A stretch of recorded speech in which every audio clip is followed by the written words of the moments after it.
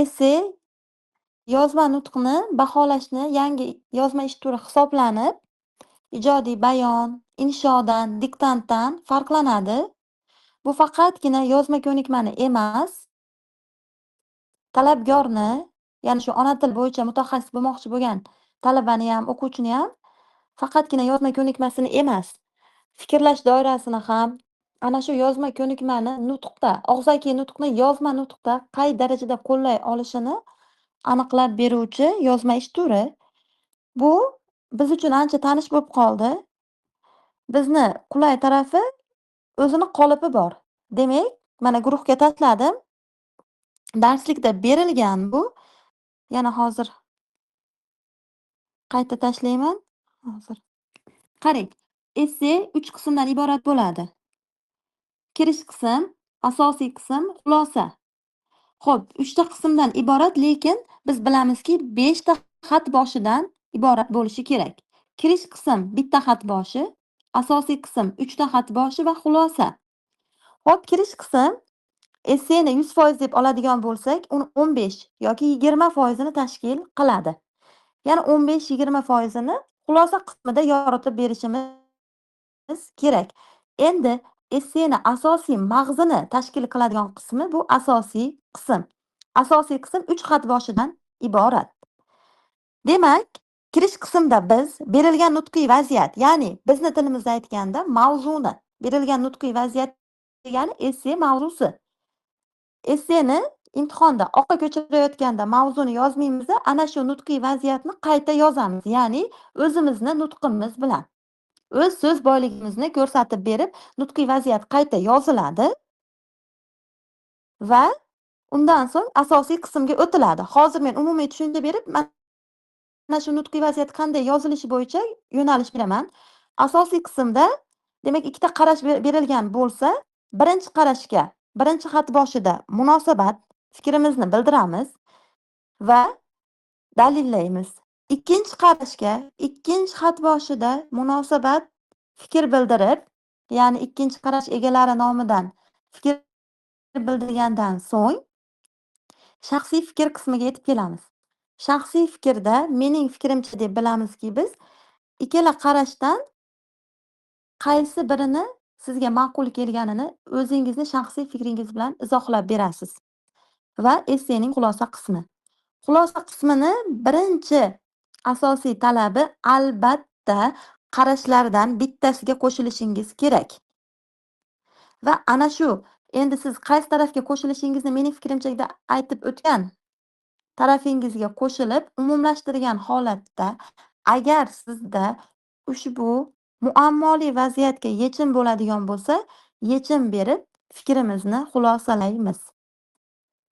Xo'p, bir narsani aytib o'tmoqchiman. Ko'pchilik mana bizda boshida essayni yozish ko'nikmasini ancha shakllantirib olgunimizga qadar qoliplar bilan ishlash juda ham ko'p kuzatildi. Endi bu narsani inkor qilaman, qattiq inkor qilaman. Shuning uchun qolip degan narsani xayolingizdan chiqarib tashlang. Men kirganimda fikr kelmay qolishi mumkin, qiynalib qolaman, nimadan yozishni bilmayman degan fikrlar bo'lishi mumkin, lekin hech qanday muammo bo'lmaydi. Ya'ni dastlab kirish qismini qanday shakllantirib olish haqida tushuncha olamiz. Qarang. Guruhga tashladim. Kirish qismini qanday shakllantiramiz? Demak, hech qanaqa biror bir qolipni, biror bir boshlanmani xayolingizga keltirmang. Xayolingizdan chiqarib tashlang-da. Shunchaki mavzu berilgan vaziyatga oid umumiy bitta gap beramiz, bo'ldi. Ta'lim haqidami, oila haqidami, taraqqiyot, texnologiyami, har xil mavzuda tushishi mumkin. Va xayolingizni qanaqadir ehtimoliy mavzularga ham chalg'itmasligingizni xohlardim. Demak, umumiy gap yozgandan so'ng endi parafraz qilamiz. Ko'pchilikda juda ham chalg'ish kuzatiladi. Aslida-chi, yoki xo'sh, ushbu mavzuga munosabatingiz qanday? Parafraz, tezis deb shuni tushunasiz. Yo'q, parafraz degani mana past yozdim. Qarang. Ana shu mavzuni o'zimizning nutqimizda qarashlarni yozishimiz kerak. Qarang, jamiyatimizdagi ayrim shaxslar ushbu tizimni, ya'ni baholash tizimini so'z takrori bo'lmasligi uchun ta'lim rivojida muhim ta'lim rivojida so'z takror bo'lib qolibdi shu joyda, to'g'rilab qo'yaman. Ta'lim rivojida muhim rivojlantiruvchi omil ekanligini aytishadi. Xo'p, yaxshimi ovoz? Ba'zilar esa bu holatni nisbiy baholab, o'quvchilar ruhiyatida ortiqcha bosimga sabab bo'lishini ta'kidlashadi. Mana shu parafrez. Shuni o'zi yetadi. Qandaydir, xo'sh, ushbu munosabatga sizning fikringiz qanday? Aslida qaysi taraf o'rinli? Uzr, tez gapiryapman shekilli bo'ldi. Yokida keling, ushbu mavzuga yondashib ko'ramiz. Unday ortiqcha jumlalar shart emas. Demak, kirish qismini shakllantirish uchun 3 ta gap yetarli. Birinchi, mavzuga oid umumiy gap yozamiz. Keyin parafrezni qo'yib olamiz. Va hozir mana bu gap qurilishlariga keyin alohida to'xtalib o'taman. Lekin mana shu men namunada yozilgandek ko'chirma gapli qo'shma gaplarni kesimni o'zlashtirma gapga aylantirib, xuddi shu qolipda yozamiz. Mana shu ko'rinishda gap qurilishini. Kirish qism bizda tayyor. Asosiy qismga o'tamiz. Xo'p, asosiy qismni birinchi xat boshida hech qanday chalg'ish bo'lmasinki, qaysidir mavzuni birinchiga, ikkinchiga yozamanmi? Yo'q. Sizda agar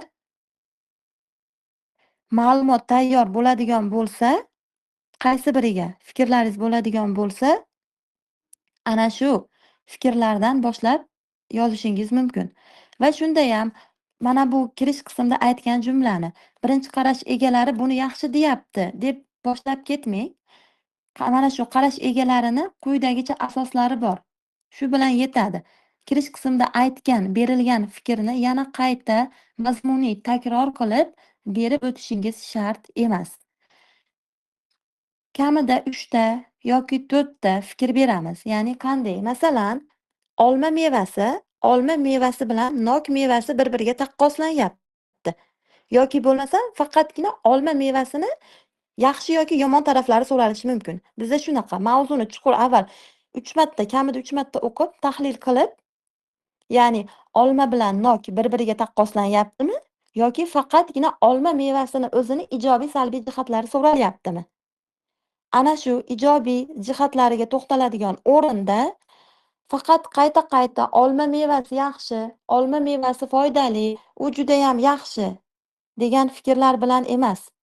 Olma mevasini nima sababdan yaxshiligini aytib o'ting.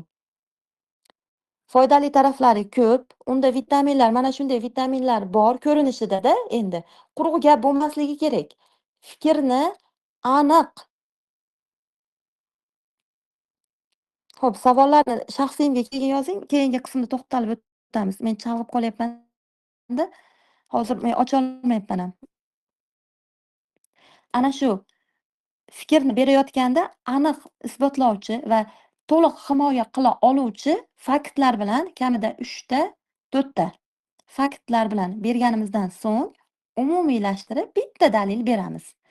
Qayerlardadir, kimlardadir chalg'ish bo'lyaptiki, bitta fikr berib, ya bitta dalil. Yo'q. Bitta qarashga bitta dalilni o'zi yetadi. Birinchi qarashni himoya qilib yoritib berganimizdan so'ng ikkinchi qarashga o'tamiz. Ikkinchi qarashda narigi tarafni, ya'ni ikkinchi so'ralayotgan mavzuni, fikrga faktlar bilan aniq mavzuni to'la himoya qilib bera olish kerak. Siz ikkala tarafda turib oqlovchi yoki qoralovchi bo'lmaysiz. Ikkala tarafda ham oqlovchi bo'lasiz dastlab. Ikkala tarafni ham to'liq himoya qilib beruvchi fikrlar berib, 2 ta, 3 ta, 4 ta, 3 ta yaxshi, 2 ta biroz kam bo'lib qoladi fikr. Himoya qilish uchun yetarli emas. 3 ta yoki 4 ta fikr berishga harakat qiling. Iloji boricha ozgina dunyoqarashni kengaytirib, chunki barcha tushayotgan mavzular bugungi kunda jamiyat bilan bog'liq. Biz yashayotgan davr bilan bog'liq. Men buni bilmas edim degan oydan tushib qolgan holatlar yo'q. Jamiyat bilan bog'liq, shuning uchun 3 ta yoki 4 ta fikr berishga harakat qiling. Va ikkinchi qarashga ham bitta dalil. Xo'p, dalilga ham mana to'xtalaman. Qarang.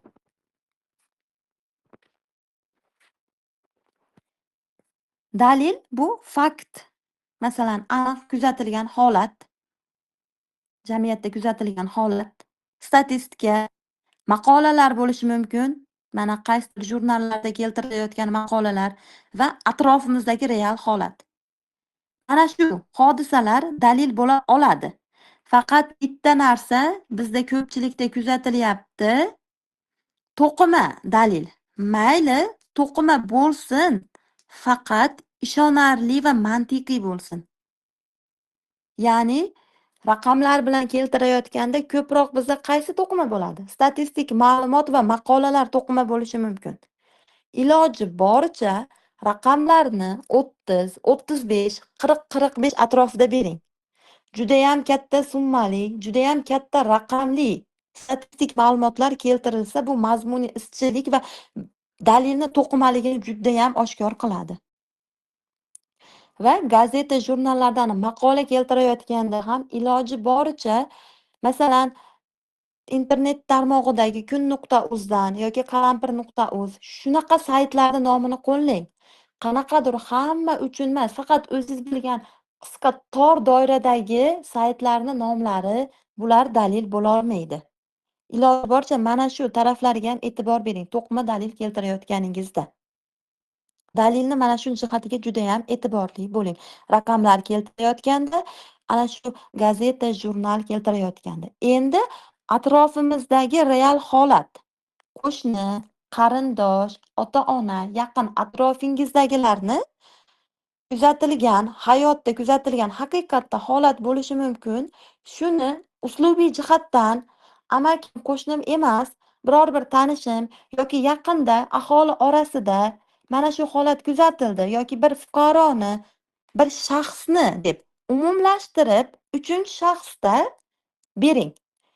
Judayam emotsiyaga kirib ketib, berilib ketib, ana shu dalildan ta'sirlanib ketgan holatingizda ham, menda shu kuzatilgan, hayotimizda bo'lgan degan holatda ham biroz uslubiy jihatdan e'tiboriga olib, so'zlarni qo'llanilishiga e'tiborli bo'lib dalil keltiring.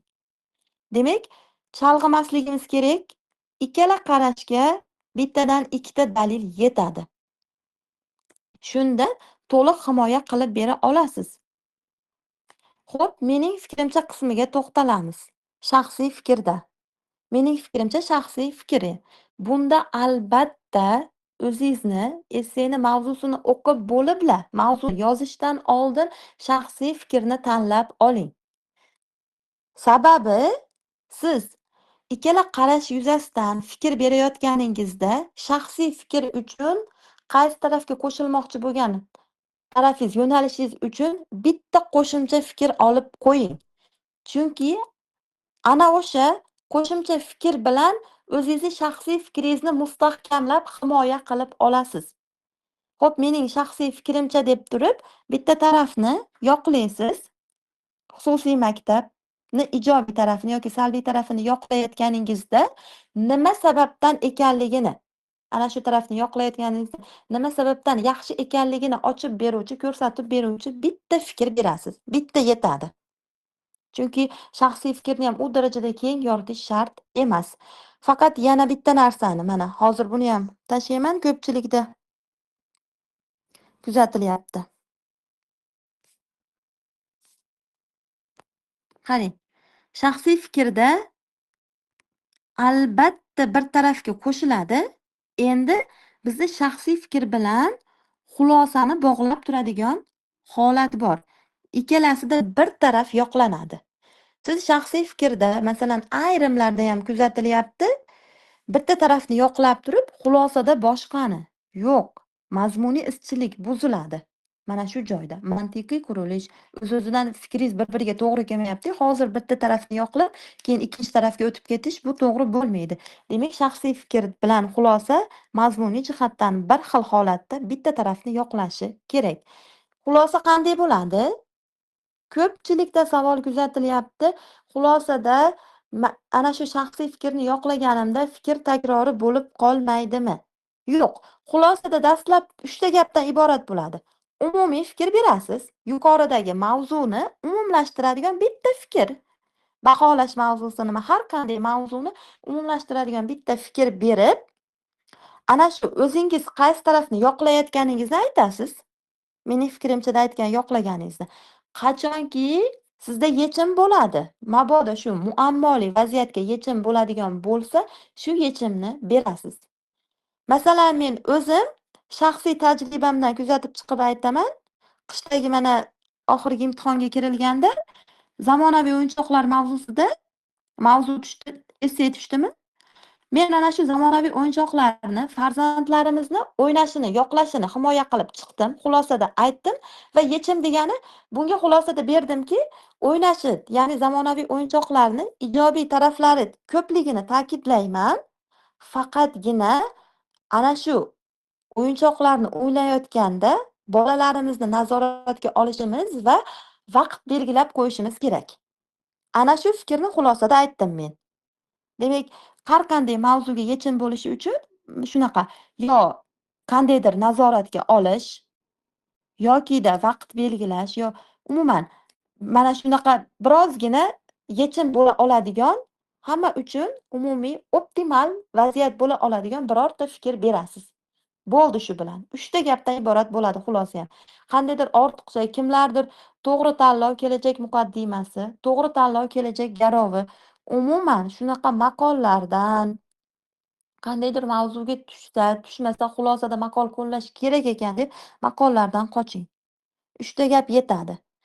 Agar hozir yozish imkoni bo'lsa yozib oling ham, bitta mavzu yuzasidan umumiy, umumlashtirib gap o'zingiz qo'shiladigan tarafga qaysi tarafga qo'shilishingizni aytasiz va sizda bitta yechim bo'ladigan bo'lsa, yechimni berasiz.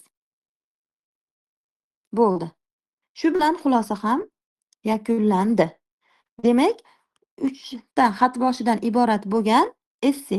Endi hozir men dastlab yo'riqnomadan sizlar uchun ham kerakli bo'lgan o'rinlarni kesib olganman. Shularni mana guruhga tashlayman. Siz e'tibor qilishingiz kerak bo'lgan holatlar. Bir qator o'qib chiqasiz. Mana shu bu Bilim va malakalarni ko'nikma baholash agentligini saytida e'lon qilingan rasmiy yo'riqnoma. Qarang. Bu yerda mana dastlab to'xtalyapti. 14 ga qarang. Raqam bilan qo'yilgan. Yozma ishda talabgorlarning o'z mulohazalarini asoslarishi va hayotiy kuzatishlari ijtimoiy voqelikka munosabatini bayon etishi ma'lum bir vaziyat yuzasidan qarashlar tahlilini amalga oshirishi talab qilinadi. Ya'ni bu degani hammasini umumlashtirgan shaxsiy fikringizni, mulohazalaringizni berasiz. Hayotiy kuzatishlar bilan deyapti. Himoya qilib va uslubga alohida to'xtalyapti. Qarang. Publitsistik, ilmiy, ommabop uslub aniq belgilab ko'rsatiladi. Demak, birorta qo'shimcha yoki so'zni noo'rin qo'llanilishi bizni uslubdan chiqishimizga sabab bo'ladi. Bilasiz-a? Xo'p, qarang. 16 ga e'tibor qarating. Yozma ishda topshiriq shartida belgilangan vaziyat yuzasidan ikki xil qarash va talabgorning shaxsiy qarashlari. Demak, mening fikrimcha, yoritilishi demak qarashlarni bayon qismida aks etadi. Ya'ni qanday? Bahoni pastlashiga, ya'ni ikkita qarash yoritilib, shaxsiy qarash bo'lmasa ham to'liq bo'lmaydi. Yoki bitta qarash yoritilib, ikkinchi qarash yoritilmasa ham to'liq bo'lmaydi. Demak, albatta ikkala qarash va shaxsiy qarash yoritilishi kerak. Talab etiladi bu narsa. Xo'p. Yana mana bu grammatikaga to'xtalib o'tgan. Harflar imlosi, tutuq belgisini to'g'ri qo'llash, asos va qo'shimchalar, qo'shib yozish, ajratib yozish, bular hammasi grammatik. Shu jihatlarga ham e'tibor qaratishini va qaysi biri qanday xatoga olinishini alohida aytib o'tilgan. Mezonda ham borki, imloviy xatolarimiz soni 6 ta, 7 tadan ortib ketgandan so'ng ushbu band 0 bilan belgilanadi. Shuning uchun imloga ham, tinish belgilar soni ham xuddi shunday. Tinish belgilariga ham, ishoralarni qo'llanilishiga ham nihoyat e'tibor berishimiz kerak. Va yana juda ham muhimi lotin yozuviga asoslangan o'zbek alifbosida bo'lishi kerak. Kiril yozuvida ham yozish mumkin emas. Xo'p, keyin ko'pchilikda kuzatiladi. Mana men ana shu tashlagan rasmni 3-ga e'tibor qarating.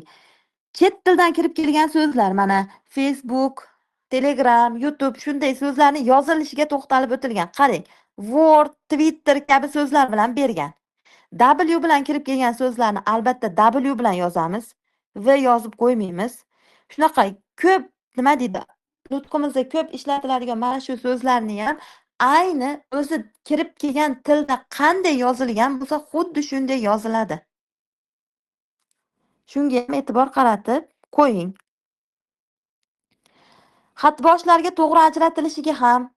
Chunki ayrimlarda kuzatiladi, mening birinchi qarashni yozgandan so'ng unga ulab ketgan holatda ikkinchi qarashni ham ulab ketishingiz mumkin. Yo'q, ikkalasi alohida xat boshiga ajratiladi.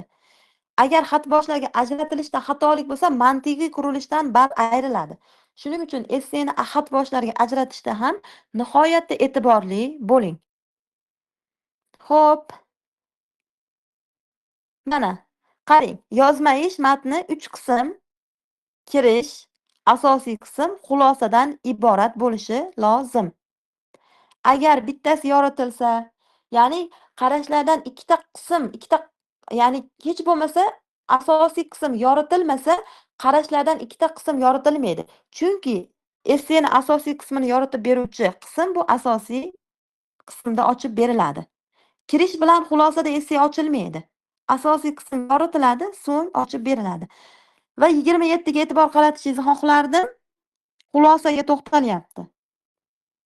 Yozma ishning xulosa qismida talabgor topshiriq shartida berilgan vaziyat yuzasidan o'zi tarafdorlik qilayotgan va qo'llab-quvvatlayotgan qarashni aniq bayon eta olishi, asos ko'rsata olishi, bunday xulosa jamiyat hayotiga ta'sir ko'rsata oluvchi omil ekanligini yoritib berishi talab qilinadi.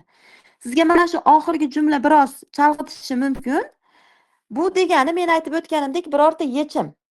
Ya'ni ushbu muhokamali, munozarali vaziyatga sizda shunday qilsak to'g'ri bo'lar edi degan holatdagi yechim bo'ladigan bo'lsa, ana shu yechimni berib o'tasiz. Bo'ldi. Boshqa ortiqcha jumlalar, ortiqcha gap qurilishlari shart emas. Maqolga to'xtalib o'tmoqchi edim. Leksik birliklariga. Leksik birlik deb o'zingizni faqatgina maqol bilan chegaralab olmang. Fanga oid yoki ana shu yo'nalishga oid atamalar, turli xil tasviriy ifodalar va so'z boyligimizni qay darajada ko'rsata olishimiz bular leksik birlikka o'tadi. Maqol keltirishim kerak ekan deb mavzuni orasida yoki qismlar orasida kerak, nokerak har xil maqollarni ishlatmang. Qachonki mavzuga mos bo'ladigan bo'lsagina foydalaning. Chunki ayni 3 ta yoki 4 ta qo'llangani ana shu banddan 2 ballni beradi degani emas. Faqat o'rinli, mavzuga mos qo'llansagina. Birorta maqol qo'llanmasdan chiroyli atamalar, chiroyli tasviriy ifodalar bilan qo'llanilib yoritilganda ham ana shu band albatta baholanadi. Chunki ular hisobga olinadi. Hamma narsa tekshirilayotgan ekspertda ma'lumotlar bor. Atamalarni ham leksik birlik hisobiga sanab o'tishni u biladi. Shuning uchun o'zingizni qiynab va mavzuni tushirib yubormaslikka harakat qiling leksik birliklar yordamida. Xo'p, esse haqida asosiy tushunchalar mana berib o'tdim. Endi hozir mana ko'pchilikni tekshirish davomida ham kamchiliklarni aytdik. Bularga hozir Robiya alohida to'xtalib, ana shu kamchiliklar, ko'pchilikda kuzatilayotgan gap qurilishi, grammatik holatlar bilan kuzatilayotgan kamchiliklarga Robiya o'zi to'xtalib o'tadi. Undan so'ng qanday savollaringlar bo'lsa, lichka shaxsiyimizga yozganimizdan so'ng javob beramiz. Mana kelyapti savollar. Mana shu hatto kamchiliklar haqida gaplashib olaylik, keyin savollarga to'xtalamiz. Xo'p, Robiya shu yerdamisiz? Mahbuba, yaxshimisiz? Shu Rahmat. yerdaman. Avvalambor assalomu alaykum hurmatli ustozlar, o'quvchilar, xush kelibsizlar chatimizga. Bugun sizlarga biz Xudo xohlasa foydali ma'lumotlar berishga harakat qilamiz. Birinchi o'rinda so'rab olishim kerak, ovozim barchaga yaxshi yetib boryaptimi? Endi bunday qilamiz. Ovoz yaxshi bo'lsa like, yomon bo'lsa dislike tarzida qilamiz.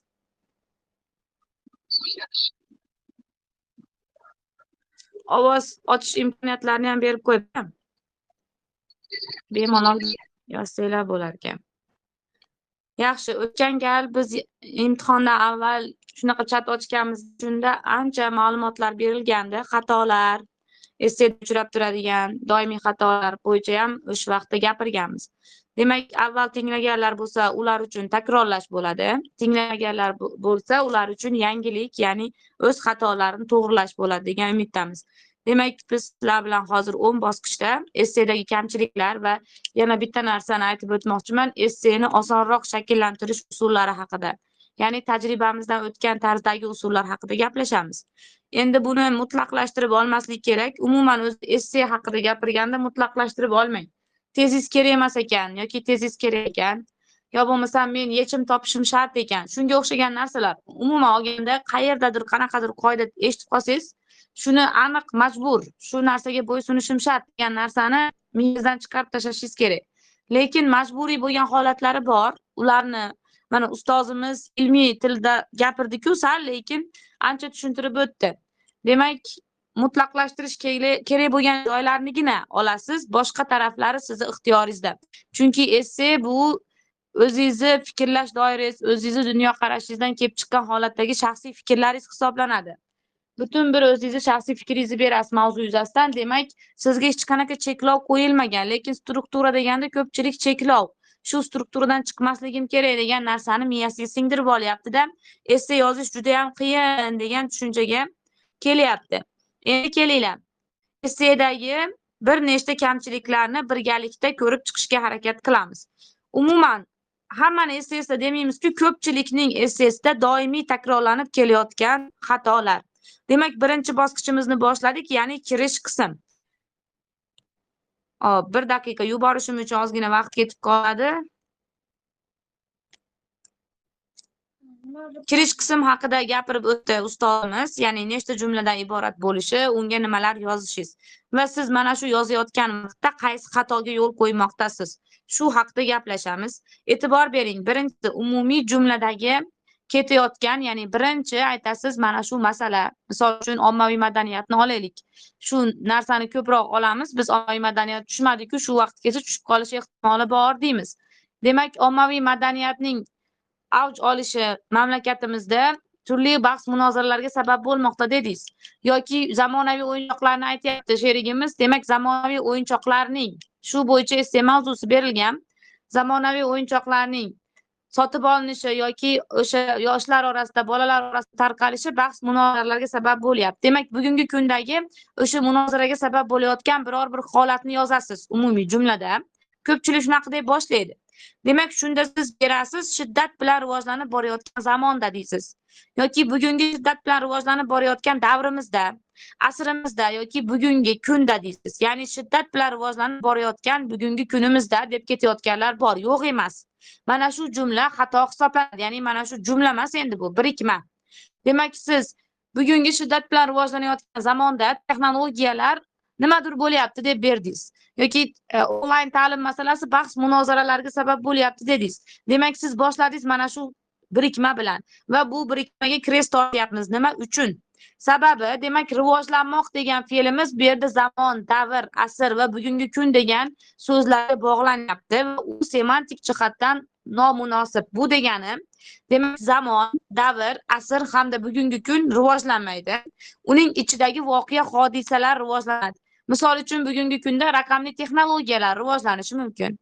Yoki ta'lim sohasida bir qadam siljish bo'lishi mumkin, lekin kunning o'zi turadi. Davrning o'zi, zamonning, asrning o'zi turadi. Vaqt masalasi bu. Vaqtning ichidagi voqea hodisalar doimiy o'zgarishda bo'ladi. Shuning uchun ham mana shu mazmuniy izchillik degan banddan baliz ketib qolishini xohlamasangiz, xuddi shu so'zni bermasligingizni iltimos qilgan bo'lardim. Ya'ni shiddat bilan rivojlanib borayotgan zamonda emas, uni o'zgartirish mumkin. Bugungi zamonimizda raqamli texnologiyalar shiddat bilan rivojlanib bormoqda. Demak, o'rni o'zgardi. Zamonning ichidagi rivojlanib borayotgan voqea hodisani berdingiz. Demak, jumlalarni, ya'ni birikmalarni o'rnini almashtirish orqali siz to'g'rilikka erishasiz. Lekin mana shunday boshlashni bugundan bas qilasiz degan umiddaman. Endi keyingisi parafrez degan narsa. Aytib o'tdi, qayta nomlaysiz mavzuni dedi. Demak, siz umumiy jumla berdingiz. Misol uchun men birorta hozir essay mavzusi yubormasam, qiynalib qoladiganga o'xshayapsizlar. Essay mavzusi yuboraman, ana shu essay mavzusi bo'yicha ko'raylik. Mana kino san'ati bo'yicha.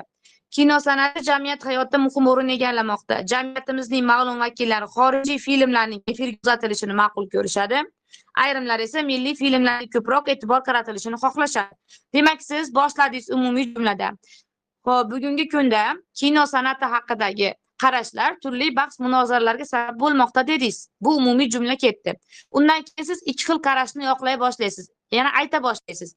Ayrimlar deysiz yoki ba'zilar xuddi shunaqa deb boshlaydiganlar ko'p. Jamiyatimizning ayrim vakillari deysiz, ma'lum vakillarini o'rniga. Xullas, o'sha har qanday holatda bera boshlaysiz. Parafrezni hamma bilib oldi. Qayta nomlash qanaqa bo'lishini. Demak, unda turli xil usullar bor. Qayta nomlayotganingizda sinonimlarni qo'llashingiz ham mumkin. Masalan, jamiyatimizning ma'lum vakillarini, jamiyatimizning ayrim vakillari yoki ba'zi vakillari yoki jamiyatimizning ayrim a'zolari deb turib, xorijiy filmlarning televideniyada qo'yilishini desangiz ham bo'ladi, televideniyada efirga uzatilishini. Televideniya so'zini aralashtirib qo'ydingiz, bo'ldi. Sal mavzu o'zgardi. Demak, eng oson usullardan biri o'zi aslida shu. Salgina o'zgartirib qo'yasiz, sinonimlarini berib turib, o'rnini almashtirib. Shu bilan ma'no chiqib ketaveradi. Demak, shu narsa o'zi nima degan savol. Albatta, kirish qismining yuragi o'zi parafrez. Siz birinchisida kirish jumla berishingiz yoki tezis berishingiz unchalik shart emas. U deyarli ta'sir ko'rsatmaydi kirish qismidagi ma'noga. Parafrez bo'lmasa ta'sir ko'rsatadi. Demak, siz mavzuni qayta nomlamagan bo'lsangiz, unda siz kirish qism shakllantirilmagan yoki mazmuniy izchillik buzilgan degan bandlardan ba'zingizni olib tashlaysiz, o'zingiz bilmagan holatda. Demak, parafrez albatta kerak. Va qanday qayta nomlanishini hozir gaplashdik. Sinonimlarga almashtirasiz yoki biroz o'zgartirgan holatda so'zlarni olib tashlagan, so'zlarni qo'shgan holatda. Lekin qo'sh qo'yaman deb ko'z chiqarib qo'yish yo'q. Ortiqcha so'zlarni yoki olib tashlash ham qo'shish ham mumkin emas. Eng yaxshi usuli parafrez qilishga qiynaladiganlar uchun shunchaki sinonimlarga almashtirib qo'yish. Shu bilan bo'ldi. Olam Guliston, siz kirish qismini shakllantirgan bo'lasiz. Demak, kirish qismda eng asosiy narsa bu parafrez. Yurak parafrez ishlab turibdimi, bo'ldi. Atrofidagi har qanday a'zo birgalikda aylanib ishlayveradi. Umumiy jumla qila olmadingiz, parafrezdan boshladingiz to'g'ridan to'g'ri. Tezisingiz ham yo'q. Bo'ldi, sizniki kirish qism baribir bor. Demak, lekin umumiy jumla qilmasangiz, xuddi kal bo'lib qolganga o'xshaydi kirish qism. Uni sochini ozgina o'stirib qo'yish uchun birinchi umumiy jumla qilish kerak. Ozgina qadam tashlash kerak.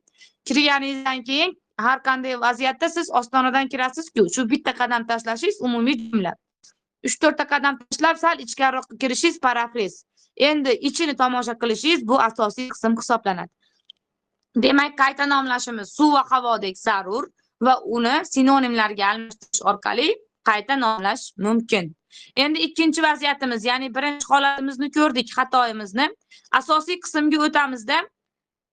Xo'p, asosiy qismdan avval tezis masalasini ham gapirib qo'yib, tezis masalasida demak, tezis degan narsa o'zi nima degan ko'payib ketdi, kerakmi yoki yo'q. Tezis degani ko'pchilik beryapti, keling, ushbu essay bo'yicha mushohada yuritamiz yoki har ikki qarashning ham fikrlari o'rinli deb qo'yapti. Xo'sh, sizningcha qaysi bir fikr o'rinliroq yoki aslida jamiyat a'zolari uchun qaysi biri o'rinli? Xullas, yo savol tarzida yoki o'sha darak gap tarzida bemalol berilyapti tezislar, yodlab oldik, ketyapti, hamma yodlab olgan. Yoki aytganimizda aslini olib qaraganda yoki ushbu qarashlarni ko'rib chiqishga harakat qilamiz. O'z fikrlarimni bermoqchiman, xullas ketyapti har xil tezislar. O'zi bu narsa kerakmi, yo'qmi? O'zi tezis degan narsa baholash mezoni hech bir bandda aytilmagan o'quvchilar. Siz o'zingizni qiynayapsiz, so'zni ko'paytiryapsiz, charchatyapsiz o'zingizni. Shu yerdanoq charchashni boshladi miya. Tezis qidirib. Endi tezisni umuman ijobiy ta'siri yo'q essayga. Xo'p, tezisingiz bo'lsa ham, bo'lmasa ham siz kirish qismni parafrezi bilan jumla, umumiy jumlangiz bo'lsa bo'ldi. Kirish qism to'la shakllantirilgan hisoblanadi. Endi tezisni qo'ymasangiz tura olmaysiz siz, xullas, o'rganib qolgansiz. Doimiy tezis berishingiz shart. Lekin ustoz berma deyapti. Siz yozdingiz, ko'nglingiz to'lmadi. Tezis bermadim-da. Nimadir kamga o'xshab turibdi deyapsiz. Lekin mayli, biz sizga bemalol tezis beravering deymiz. Sizga hech qanaqa balo olib kelmaydi, so'zlaringizni sonini ko'paytiradi. Endi tezis berayotganda nimalarga e'tibor berasiz? Demak, ana bu xo'sh, sizningcha degan so'zlardan voz kechasiz. Keling degan so'zdan ham voz kechasiz. So'roq gap yozdingiz. Misol uchun qaysi fikr o'rinli dedingiz, nuqta qo'yib qo'yapsiz. Demak, ana shu nuqtadan kechasiz. Demoqchimanki, grammatik xatolar qilmasangiz, noto'g'ri so'zlarni qo'llab qo'ymasangiz, uslubdan chekinishga olib kelmasangiz, xullas, esseni boshqa bir bandlariga tegib ketmasangiz, tezis qo'yayotganda marhamat, bemalol tezis qo'yishingiz mumkin. Oldin aytganimdek, tezis essedagi so'zlarning sonini ko'paytiradi, lekin unga hech qanday ijobiy ta'sir ko'rsatmaydi. Lekin men aytganimdek, salbiy ta'sirlar ko'rsatadi. Shuni unutmasanglar bo'ldi.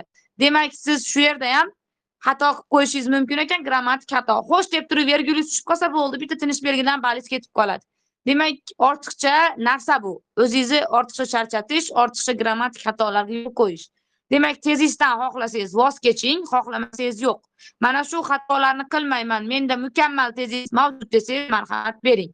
Yo'q, men xato qilib qo'yaman ekan, chalg'iyman, esimdan chiqadi desangiz, parafrez bilan kirish qismini yakunlang. Mana shu masala tezis. Demak, tezis masalasini tushunib oldingiz. O'zi tezisni baholovchi hech qanaqa band yo'q, lekin tezisni qo'yma degan joyi ham yo'q. Xohlasangiz qo'ying, lekin sizga hech qanaqa ball olib kelmaydi. Va endi asosiy qismga o'tganimizda, xo'p, endi asosiy qismda bitta xato qilasizlar sizlar. Birinchi asosiy qismga o'tganingizda, birinchi qarash tarafdorlarning fikriga ko'ra deysizda, keyin oxirida yana nimadir berib qo'yasiz. Men sizlarga shundayligicha olib o'tib beraman. Asosiy qismdagi muammolarimiz. E'tibor berasiz. Xo'p, beryapmizda birinchi qarash tarafdorlarning fikriga ko'ra deyapmiz yoki fikricha, birinchi qarash tarafdorlarning aytishlaricha deyapmiz, vergul qo'yib fikr ketyapti.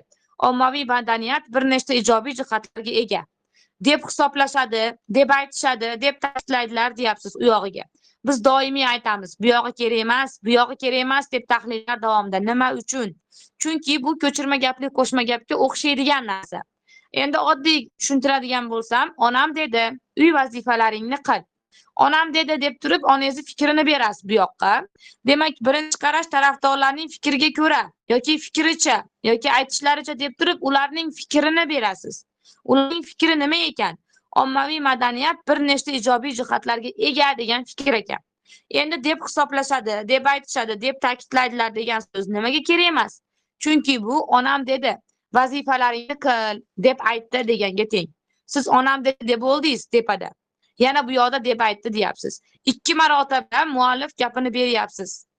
Demak, siz yo pastki qismdan voz kechasiz yoki tepadan voz kechasiz. Endi buni ikki xil holatda berib qo'yganman. Demak, birinchisida pastki qismdan voz kechilgan. Birinchi qarash tarafdorlarning fikriga ko'ra yoki fikricha aytishlaricha, ommaviy madaniyat bir nechta ijobiy jihatlarga ega. Bo'ldi. Shu yerda ularning fikri ketdi. Onam dedi, vazifalaringni qilga teng. Endi yoki bunday deyishingiz mumkin. Onam vazifalaringni qil dedi. Demak, birinchi qarash tarafdorlari fikriga ko'ra aytishlaricha yo'q. Tarafdorlari dedikda, ommaviy madaniyatning bir qancha ijobiy jihatlari borligini aytishadi. Demak, oxirida aytishadi degan so'zni berdik. Demak, e'tibor bersangiz, ikkitamizda, birinchimizda xatoligini sababi ikki marotaba dedi-debini bergandek qilganmiz. Qolganlarida esa birinchisida dedi deb boshlab olib turib fikrini aytganmiz yoki birinchi onam deb turib fikrini berib, keyin dedi deb yakunlaganmiz. Oddiy qilib dehqonchasiga tushuntirganda. Demak, endi bugundan keyin siz birinchi qarash tarafdorlarning fikricha deb turib, yana oxiriga tirishtirib bizni deb hisoblashadi, deb aytishadi deb qo'shib qo'ymang. Birinchidan bu gap qurilishdagi xatolik hisoblanadi. O'zingizni balingizni tushishiga olib keladi. O'zingiz shohga itamang. So'zlarning soni ko'paymasa ko'paymasin, lekin xatolaringiz kamayib turaversin. Va mana shu xatoingizni kamaytirishni bitta usuli. Nimaga men balim tushib ketyapti, 15 ball olyapman, doim zo'r fikrlar yozib chiqdim bu safar. Mana sizni balingiz tushib ketayotganini bitta ko'rinishi. Demak, shu gaplar, shunaqa fikrlar, shu kungacha yozgan esselaringizni ochib ko'ring. Ochganingizda hech bo'lmasa bir donasida ham bo'lsa ham shu gap takrorlangan bo'ladi deb hisoblashadini yoki deb aytishadini qo'shib qo'ygan bo'lasiz. Demak, asosiy qismdagi muammolarimizdan biri. Endi parafrez qilayotganda ham mana shunaqa xato qilib qo'yapsiz. Endi buni ham shu o'rinda aytib ketaman. E'tibor bering. Ba'zilar parafrez qilyapmiz, endi biz teparoqqa chiqdik. Ommaviy madaniyat yoshlarga imkoniyat deysa, boshqalar esa uning ijobiy jihatlari borligini aytishadi, salbiy jihatlari borligini aytishadi. Xullas, kino san'ati bo'yicha aytadigan bo'lsak, yuqorida yuborganimdek. Misol uchun jamiyatimizning ba'zi vakillari xorijiy filmlarning televideniyada qo'yilishini ma'qul deb hisoblashadi. Shunaqa qilib parafrez qilyapsiz-ku. Mana shunda siz bitta xato yo'l qo'yib qo'yapsiz. Deysa, deydilar, desa degan so'z bilan qo'yapsiz. Ya'ni mana misol uchun ba'zilar ommaviy madaniyat yoshlarga imkoniyat deyishsa yoki yoshlarga imkoniyat deydilar. Boshqalar esa uni salbiy deyishadi, deyapsiz. Deyishadi, deyishsa, deydilar, desa, xullas demoq degan fe'lni o'zini yakka beryapsiz. Deb aytishadi, deb hisoblashadi deganni aytmayapman, faqat demoqni. Endi demoqni nima uchun xato deb aytyapmiz? Bu o'zi xato emas. Lekin sizni xatoga olib boruvchi yo'l. Bu nima degani? Demak, ba'zilar degandan keyin demoq degan fe'limiz o'quvchilar. Bu ko'chirma gapli qo'shma gapdagi muallif gapini tarkibi-ku. Onam dedi dedik yuqorida. Endi onam dedi deb turib siz 2 nuqta qo'yasiz, qo'shtin nonni ochasiz, vazifalaringizni qildingiz, qo'shtin nonni yopasiz, undan keyin nuqta qo'yasiz. Demak, endi sizga kerak. Xo'p, hozir chalg'imaslik uchun mahbubadagini o'chirib turibmiz. Demak, endi sizga kerak tinish belgilar. Ba'zilar deganingiz onam degan so'z.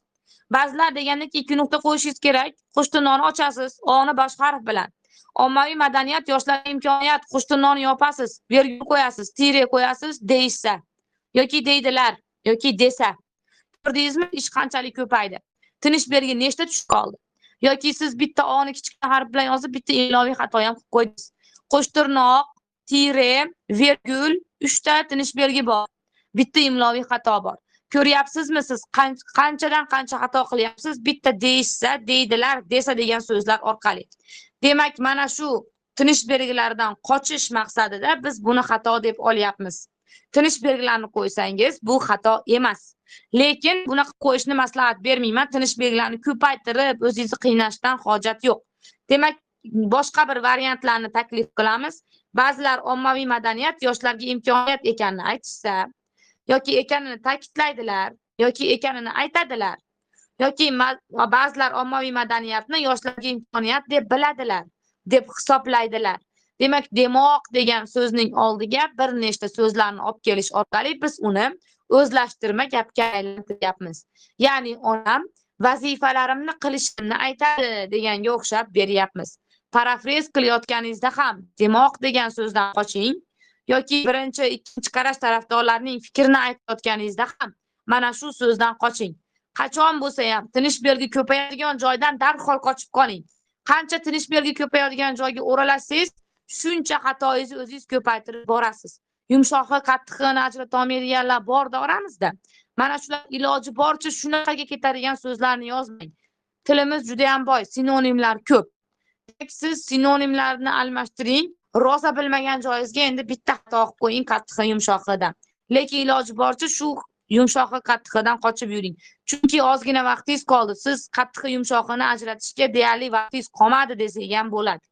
Shuning uchun va biz bundan xafa emasmiz. Bu 9 yillik, 10 yillik yoki 11 yillik xatolar bo'lar va siz uni bir oyda to'g'rilash imkoniyatiga ega emassiz va qo'lingizdan kelgancha to'g'rilaysiz xolos.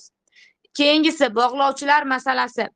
Juda ham ko'p bog'lovchilarni ishlatamiz esseda o'quvchilar. Chunki negaki oqibatda natijada deyapsiz, oddiy bog'lovchilar yoki so'z kirish birikmalarini ishlatasiz. Shu bilan birga qo'shimchasiga, shuningdek, jumlada bularni ham o'rnida ishlatmaysiz kezi kelganda.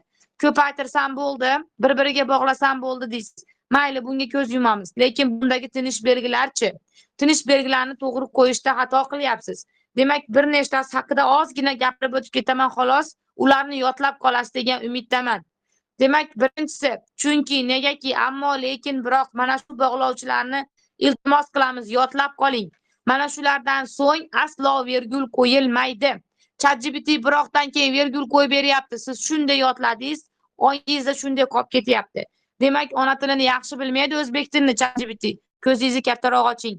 Demak, mana shu 5 ta bog'lovchini yodlab qoling. Ulardan so'ng vergul qo'yilmaydi. Lekin ulardan avval vergul qo'yishi mumkin. Endi natijada oqibat degan so'zlarimiz bor. Ulardan so'ng ham vergul qo'yilmaydi. Va ular qachon ishlatiladi? Natijada deganingiz neytral yoki yaxshi vaziyatlar uchun ishlatiladi.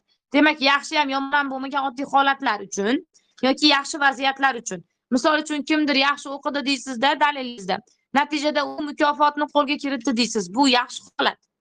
Oqibatda esa salbiy vaziyatlar uchun iloji boricha, endi mutlaqlashtirib olmaysiz, iloji boricha. Demak, misol uchun aytasiz, u tezlikni oshirdi, oqibatda avtohalokat sodir bo'ldi. Bu yomon, noxush holat. Shuni ikkalasini iloji boricha ajrating. Demak, doimo men salbiyga bermayman ekan natijadan demaysiz. Berib qo'ysangiz ham uncha xato emas. Lekin o'rniga, ma'nosiga tushirib bersangiz, bu juda ham yaxshi narsa hisoblanadi. Sizni so'z qo'llash mahoratingizni ochib beradigan qirralardan bittasi. Bularni eslab qolishingiz talab qilinadi. Endi eng katta asosiy biz yuragiga 5-chisiga keldik, 10 bosqichdamiz. 5-chisi o'z-o'zidan yuragi. Ya'ni esseni ham yuragi shu. Siz 80% yoki keling 70-80% da o'zi undan oshira olmayman-ku. Shu 80% esseni to'g'ri yozishingizni. Asosiy garovi bu mavzuni tushunishingiz. Asosiy qismdagi fikrlarning mavzudan chetlashishi eng katta xato. Mavzuni tushuna olmaslik, mavzuni tushunmayapsiz. Nimani so'rayotganini bilmayapsiz. Onlayn ta'limning ijobiy salbiy holatlarini so'rasa siz ichiga offlayn ham aralashtiryapsiz, solishtirib qo'yapsiz. Yoki misol uchun mana onlayn ta'limni o'zini aytaydi. Demak, ba'zilar onlayn ta'limni ijobiy jihatlari ko'pligini aytsa, boshqalar aksincha fikrda deyapti. Degandan keyin siz birinchi onlayn ta'limni maqtab kelyapsiz-da. Sekin ikkinchi xat boshiga o'tgandan keyin yo'q, onlayn ta'lim yaxshi emas, u yomon deb turib, birdaniga offlayn ta'limni maqtab ketyapsiz. Lekin qani, u yerda offlayn ta'limni so'ramagan-ku. Bu asosiy qism nimani? Umuman mavzuni tushunmaslik hisoblanadi. Demak, mavzuni tushunish ball olishning asosiy siri. Shuni unutmasligingiz kerak. Endi keling, ikkita mavzu beraylik. Mana ko'p argumentli hamda bir argumentli esselar bor. Shuni oson tilda tushuntirdi Mahbuba, ya'ni olmani ijobiy salbiy jihati yoki olma bilan anorni solishtirishga o'xshatib. Endi shunda ikkita men sizga esse mavzusi yuboraman. Birinchi esse mavzuyimizga diqqat qilamiz. Mana essedagi oson usullar turib turadi. Demak, e'tibor bering. Bugungi kunda raqamli san'at asarlarining yaratilishi kengaymoqda. Ya'ni 3D rasmlar chiqyapti-ku, shuni nazarda tutyapti. Ayrimlar kompyuter orqali yaratilgan san'at asarlariga ijobiy munosabat bildiradi. Ayrimlar esa bu holat haqiqiy san'at uchun xavf tug'dirishidan xavotirda. Endi siz birinchi mavzuni tushunayotganda ostiga chizib olishingiz kerak bo'ladi. Demak, raqamli san'at asarlari deganga chizamiz. Demak, siz nima haqida yozishingiz kerak ekan? Raqamli san'at asarlari haqida. Unutmang, 3D asarlar haqida. An'anaviy asarlar haqida umuman gapirmabdi-ku boshlanishida. Endi ayrimlar kompyuter orqali yaratilgan san'at asarlariga ijobiy munosabat bildiradi. O'z-o'zidan birinchida maqtaladi ko'pincha. Demak, siz 3D asarlarni ijobiy jihatlarini maqtay boshlaysiz. Qanaqa ijobiy jihatlari bor? Sanab borasiz. Birinchidan, ikkinchidan deyishyapti. Avvalambor, shu bilan birga shunga qo'shib boryapsiz. Ikkinchi holatga o'tdingiz. Ayrimlar esa bu holat haqiqiy san'at uchun xavf tug'dirishdan xavotirda. Endi haqiqiy san'at degan so'z sizni shunday sindiradi, chalg'itib qo'yadi. Demak, siz oddiy qog'ozga chiziladigan rasmlarga ketdi xayol. Demak, solishtirishni boshlaysiz. 3D rasmlar sizga estetik zavq bera olmaydi, lekin qog'ozda chizilganlar jonliroq bo'ladi. U o'sha yozuvchini yoki yozuvchi deyman, shu rassomni haqiqiy ijod mahsuli. Bir chekkadan siz qog'ozda chizilgan rasmlarni maqtay boshlaysiz. Lekin bu yerda umuman haqiqiy san'at asarlari haqida so'ramagan. 3D asarlarning, ya'ni raqamli san'at asarlarining kamchiliklari, xatoliklari, salbiy jihatlari yoki haqiqiy san'at uchun qanaqa xavf tug'diryapti? Mana shu haqida so'ragan. Berib qo'yilgan mavzuning o'zi ilk foiz javob. Mavzuni o'ziga sinchiklab e'tibor bersangiz, nima so'rayotganligini bilasiz. Lekin yaxshi e'tibor bermasangiz, bo'ldi, men raqamli san'at bilan qog'ozdagini solishtirarkanman deysiz. Demak, bu kichkina tor doiradagi mavzuli esse. Olmani ijobiy salbiy jihati bu. Lekin olma bilan bexini so'rayapti deb o'ylashingiz ham mumkin. Siz uning uchun sinchkovlik bilan shu kungacha minglab kerak bo'lsa, esse mavzularinigina ko'rishingiz kerak. O'zini yozing demayman, mingtani yoza olmaysiz. Hech bo'lmaganda 100 ta yig'ib olib turib, bu nimaga? Buni ijobiy salbiysini so'rayaptimi bu yerda yoki ikkita narsani solishtiryaptimi? Shuni to'xtovsiz sintez qilgan holatda miyangizda solishtirsangiz, Shu bilan ajratishni o'rganasiz. Amaliyotga qo'llamasangiz bo'ldi, shu yerda qolib ketadi. Endi keyingisiga qaraydigan bo'lsak, keyingisi endi ikki xil turli. Bu ham ikki xil turli emas, bittaligini berib qo'yibman. Mayli, bunga ham e'tibor berib qo'yamiz. Hop, mock essay deganni o'chirib olmadim. Endi bu mock uchun edi, guruhimdagilarga e'tibor beramiz. Hop, bugungi kunda keng ommalashgan onlayn savdo xaridlariga aholi orasida ikki xil qarash mavjud. Ayrimlar bu holatni ijobiy baholasa, ba'zilar aksincha fikrda. Demak, onlayn savdo bo'yicha yozishingiz kerak bo'ladi bu yerda ham. Ya'ni onlayn savdoni ijobiy hamda salbiy jihatlari. Ko'pchilik aksincha fikrda degan tarafiga offlayn savdoning ijobiy jihatlarini yozib qo'yadi. O'quvchilar, mana shuni sizlardan men chuqur iltimos qilib qolgan bo'lardim. Ya'ni mana naqd pul to'lovi haqida ham chiqdi. Naqd pulni siqib chiqaryapti, plastik kartada savdo qilish va plastik karta ko'pchilik uchun imkoniyat, qulaylik desa, ba'zilar bu narsa ishonchsizlik, xavfli deyapti, deydi. Deganda lekin ko'pchilik plastik kartalarni maqtab kelib turib, ikkinchi qarashga o'tgandan keyin naqd pullar yaxshi edi deganga o'xshagan beryapti. Endi shaxsiy fikrga o'tib, menimcha naqd puldan foydalanish yaxshi deb qo'yapti. Xulosaga o'tganda esa naqd puldan foydalanish ko'proq yaxshi edi degan fikrni yana berib qo'yapti. Bu degani siz ikkinchi qarashda chalg'ishingiz orqali shaxsiy fikrlarda ham chalg'iyapsiz, xulosa qismida ham chalg'iyapsiz. Bu degani siz faqat bitta qarashni yoritgansiz va boshqa qismlaringiz yo'q degani. Ya'ni ularda siz chalg'igansiz degan. Bu narsani yozib qo'ysangiz, ular yo'q hisoblanadi va katta bandlardan ball ketaveradi. Shuning uchun siz yaxshilab mavzuni tushunib olsangiz, barcha qismlaringizni to'liq yoritasiz. Nimaga men 5 ta xat bosh qilganman. Hammasini to'liq yoritib chiqqandim. Men 31 ball olibman, 2 ball bilan baholabman. Men apellyatsiyaga beraman deysiz. Lekin siz mavzuni tushunganmisiz? Mana shunga yaxshiroq e'tibor berishingiz talab qilinadi. Demak, sizda bo'ladi, misol uchun, ayrimlar davlat shifoxonalarida davolanishni afzal bilsa, ba'zilar xususiy shifoxonalarni ma'qul ko'rishadi dedi. Mana shunda siz birinchisida davlatni maqtaysiz, ikkinchisida xususiyni maqtaysiz yoki davlatni maqtab ozgina yomonlab ham qo'yasiz yoki xususiyni maqtab ozgina yomonlab ham qo'yasiz. Ikkalasi ham to'g'ri bo'laveradi, ikkala variant ham. Demak, shunda endi ko'p argumentli. Demak, bitta tarafda davlat bor, bitta tarafda xususiy bor. Endi unda siz bitta narsani ikki xil tarafini emas, ikkita narsani ikki xil tarafini yozishingiz kerak bo'ladi. Ya'ni olma bilan bexini qo'yib beradi, olmani ham maqtaysiz, yomonlaysiz, bexni ham maqtaysiz, yomonlaysiz. Shu narsani ajrata oldingizmi, bo'ldi, siz 50% dan 80% gacha essayga tayyorsiz. Mavzudan ko'zingizni uzmasligingiz kerak. Chizib to'xtovsiz har bir qismga o'tayotganda essay mavzusini nazardan qochirmaslik zarur. Mana shundagina siz to'g'ri essay yoza olasiz. Bo'lmasam, shu kungacha o'rgangan grammatikangiz ham, boshqasi ham shu yerda barbod bo'ladi. Shu mavzuni tushunmasligingizga barbod bo'ldi. Undan keyingi fikrlaringiz hech narsani hal qilmaydi. Shuni unutmasligingiz kerak. Demak, 5-qism mana shu 5-holatimiz. Essayning haqiqiy yuragi, ya'ni mavzuni to'la tushunib olish. U endi o'tib ketamiz dalillash masalasiga. Demak, siz ikkita qarashni yoritdingiz va ularni siz endi dalillashingiz kerak. Obbo, dalil degan narsani chiqarib qo'yishdi-da. Demak, dalillash o'zi aslida unchalik emas, ammo to'qimakashlik qilish, birdaniga to'qimakashlik qilish, murakkablik tug'dirish tabiiy holat. Uyda o'tirib to'qib qo'yaverasiz.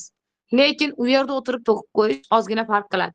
Dalillash masalasida biz bir nechta jihatlarni bilishimiz kerak. Birinchi savol, dalil nechta bo'lishi kerak? Dalil 2 dona bo'lsin minimum holatda, ya'ni eng kamida. Siz 3 ta 4 ta qildingizmi, xatolaringiz ko'payib boradi. Demoqchiman men o'quvchilar, 3 ta 4 ta xato demoqchi emasman, yaxshi e'tibor bering. 3 ta 4 ta dalil bersangiz, bermang unaqa demayapman, ha. Eng kamida 2 ta bering. Birinchi qarashingiz uchun 1 dona bering. Ikkinchi qarashingiz uchun 1 dona bering. Shaxsiy fikrlarda dalil bermang. Xuddi kirish qismidagi tezisga o'xshab o'zingizni charchatasiz xolos. Ruh charchaydi, miya charchaydi. Va yolg'onlarga yana ham to'lib eslaymiz. Mazmuniy jihatdan sifati pasayib ketadi. Hamda grammatik xatolarni qilmaysiz deb kafolatdan bera olmaymiz. Shuning uchun shaxsiy fikrlarda umuman dalil bermang. Xulosa qismida. Ikkita qarashingiz bor asosiy qismda. Birinchi qarashingiz dalillang, ikkinchi qarashingiz dalillang. Dalil ikkita bo'lishi kerak. Endi keyingisi dalil mavzuga mosmi? Mana shu narsa yomon narsa. Demak, siz xohlaganingizni bu yoqda onlayn ta'lim haqida ketyapti. Sevara Nazarxon ham onlayn ta'lim olgan deb qo'yapsiz. Mayli, Sevara Nazarxonligiga ko'z yumdik, lekin uni onlayn ta'lim olgan haqida ma'lumot berdingiz, u dalil emas. U onlayn ta'lim olish orqasidan qanaqadir bitta sohani egallaganmi? Qanaqadir bir yutuqqa erishganmi? Shuni ochiqlasangiz, mana shu dalil bo'ladi. Fakt deyapsiz-ku, fakt deganda siz oddiy bitta ma'lumot berib qo'ymang. Yo bo'lmasam blogerlik. Bonamur bloger blogerlik qiladi, mashhur bo'lib ketdi deb qo'yapsiz. Bonamurning bloger ekanligini biz bilamiz, mashhur ekanligini ham. Lekin u blogerlik orqasidan ijobiy qanaqadir natijalarga erishdimi yoki salbiymi? Unga jamiyatda tanqidlar ko'paydimi? Mana shuni aytsangiz dalilingizda. Bu dalil bekorchi dalil. Ya'ni bekordan shu ruchkani siyohini hayf qilib yozilgan dalil va mavzuga mos emas deyiladi. Dalilning mavzuga mos bo'lishining birinchi sharti oddiygina fakt emas, ochiqlangan fakt bo'lishi kerak. Endi dalilimizda qayerda berish kerak degan masala bor. Demak, siz bir nechta ijobiy jihatlarni sanadingiz, 5 ta berdingiz, 6 ta berdingiz, bitta bermang, lekin bitta kam. 2 ta bering hech bo'lmaganda, 2 ta berdingiz, 3 ta berdingiz, shuni argument deb qo'yishyapti, sabab deylik. Bir nechta sabablar berdingiz, yaxshiligini sababi yoki yomonligini sababi. Va shunda siz xohlasangiz oraga qistirib o'tib ketsangiz ham bo'ladi dalilni. Masalan, ikkita yaxshi jihatini aytib turib, undan keyin bitta dalil berib, keyin yana yaxshi jihatini aytib maqtab ketsangiz ham bo'ladi. Yoki hamma yaxshi jihatlarni aytib olib, keyin dalil bersangiz ham bo'ladi. Bu ixtiyoriy.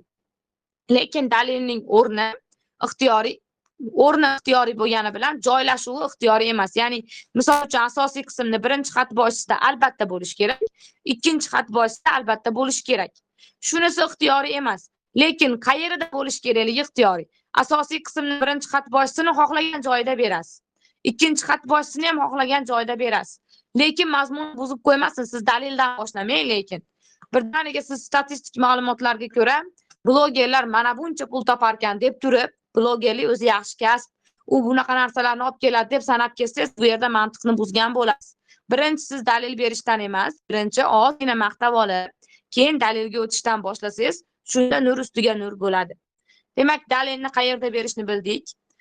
Keyingisi, umumiy dalil topa olmasam qanday yo'l tutay? Umuman dalil topa olmasam, albatta raqamlarga, ya'ni statistikaga murojaat qilishingiz kerak bo'ladi. Bu eng oson yechimi. Endi umuman dalil topa olmayotganlar o'zi hozir raqam beryapti. Mana bunchadan buncha foizi xuddi rost beradi, rolga kirishib iloji yo'q. Qancha yolg'on gapirsangiz, shuncha yaxshi ball beryapmiz. Endi yolg'onchi bo'lma deb o'rgata esseda dalilni alda deyapmiz. Endi buni sababi nima? Sababini aytadigan bo'lsak, esse sizni dunyoqarashingiz, fikrlashingiz mana shu mavzuga bo'lgan munosabatingizda va shu munosabatingizni istalgan usulingizda bayon qilish imkoniyatiga egasiz. Bayon qilayotganingizda siz uni ozgina mustahkamlash uchun, ya'ni haqiqatdan ham shu pozitsiya, shu taraf to'g'ri degan ma'noni anglatish uchun ham ozgina dalil berib o'tasiz. Shuning uchun dalil so'raladi va u noto'g'ri bo'ladimi, to'g'ri bo'ladimi qo'yib ber. O'quvchi o'zi fikrlasin. O'zidan kreativ fikr chiqsin, kreativ g'oyalar chiqsin shuni orqasidan. Mayli yolg'onchi bo'lsin hozircha, lekin shu yolg'onlari yaxshilik uchun, yaxshi maqsad uchun xizmat qilsin degan ma'noda yolg'oningizga ham ko'z yumilyapti. Umuman tekshirilmaydi. Faktlar xatomi, to'g'rimi, u yerda ahamiyat emas. U yerda mavzuga oid bo'lsa bo'ldi. Demak, dalilni topa olmasangiz, statistik ma'lumotga murojaat qilasiz. Statistika deb yozib qo'ymaysiz, lekin statistik ma'lumotlarga ko'ra aholining mancha foiz qismi onlayn ta'limning ijobiy ekanligini ma'qullamoqda dedingiz, bo'ldi. Shu onlayn ta'limni yaxshi ekanligini, ijobiy ta'sir ko'rsatishini dalillab qo'ydingiz. Xuddi shunaqa holatda. Lekin dalilingiz ham osmondan olingan bo'lmasin. Ikkita raqam bir-biriga to'g'ri kelmay qolmasin. Keyin birinchi qarashda statistika bersangiz, ikkinchisida ham statistika beradigan bo'lsangiz, ikkala raqamlar bir-biriga mos kelmay qoladi. 100 chiqish kerak ikkalasini qo'shsa, shuni unutmanglar. Demak, shuning uchun bittasi statistika emas, kun.uz ma'lumotlariga ko'ra, osonroqlarida endi Daryo.uz shunga o'xshaganlardan berib qo'ysangiz bo'ladi. Xullas, umuman aloqasi bo'lmagan tashkilotni berib qo'ymayman. Biz mana esinglarni tekshirish davomida uchradik. Bitta nemis shifokori deyapti, Hakatu Nakamura, shu nimadan foydalangan xorijiy mahsulotdan deyapti. Nemis shifokori ekan, Hakatu Nakamura, tasavvur qiling. Nemislarda shunday ism bormi? Yoqangizni ushlab qolasiz. Hech bo'lmaganda mantiqiy jihatdan mos kelishiga e'tibor bering. Yolg'on to'qish kerak ekan deb birato'la emas, ozgina mazmunlari bir-biriga yaqinlashsin. Nemis shifokori bo'lgandan keyin ismi nemischa bo'lsa, hech bo'lmaganda mayli u xorijiy brenddan sotib olmagan bo'lsa Hakatu Nakamura bo'lmasin, ha. Demak, shu jihatlarga e'tibor bering. Statistik ma'lumot berayotganda uzun raqamlar ketib, keyingisi ham statistik bo'lib, qo'shganda 110 chiqib turmasa, 100% bo'ladi. O'zi xolos statistik ma'lumotlar ham ikkitasi. Aholini 40% onlayn ta'limni maqtaydi, 70% yomonlaydi dedingiz, qo'shganda 110 chiqib kelyapti. Mana shular ham mazmuniy jihatdan noto'g'ri. Demak, bitta statistika bersangiz, keyingisida qo'yaman deb turib, boshqaroq dalil bersangiz ham bo'ladi. Endi nimalar dalil bo'la olmaydi? Xo'p, dalil bo'la olmaydiganlar birinchisi badiiy asar qahramonlari, badiiy asarlardan namunalar. Otabek ham bunaqa qilgan, Kumush ham unday bo'lgan. Xullas, badiiy asarni ichidan bersangiz, bu dalil hisoblanmaydi, shunchaki o'sha ma'lumot tanlab qabul qilinadi, bo'ldi. Hech qayerga ball bermaydi. Chunki badiiy asarlar tuquma. Yozuvchini ijodiy mahsuli, shuning uchun hayotda bo'lmaganligi uchun o'zi statistika ham bo'lmagan, kulgilida, iloji yo'q. Demak, badiiy asarlarni qabul qilmaymiz. Keyingisi kino hamda serial qahramonlarining hayotidan. Men kecha telenovela ko'rdim. Unda bunaqa bo'luvdi, o'qiganmiz shunaqalarni. Demak, shu telenovellalarni xullas umuman efirga uzatiladigan kino seriallardagi qahramonlarning hayotini misol qilish ham dalil bo'la olmaydi. Endi ehtiyotroq bo'lib dalillashingiz kerak bo'lganlar, o'sha yuqorida aytganlarim, ismlarda ehtiyot bo'lasiz. Keyin Ozodbek ham qizini zamonaviy to'y qilib uzatgan deb qo'ysangiz, siz uslubdan chekingan bo'lasiz. Shu aktrisalar, aktyor shu bilan birgalikda kino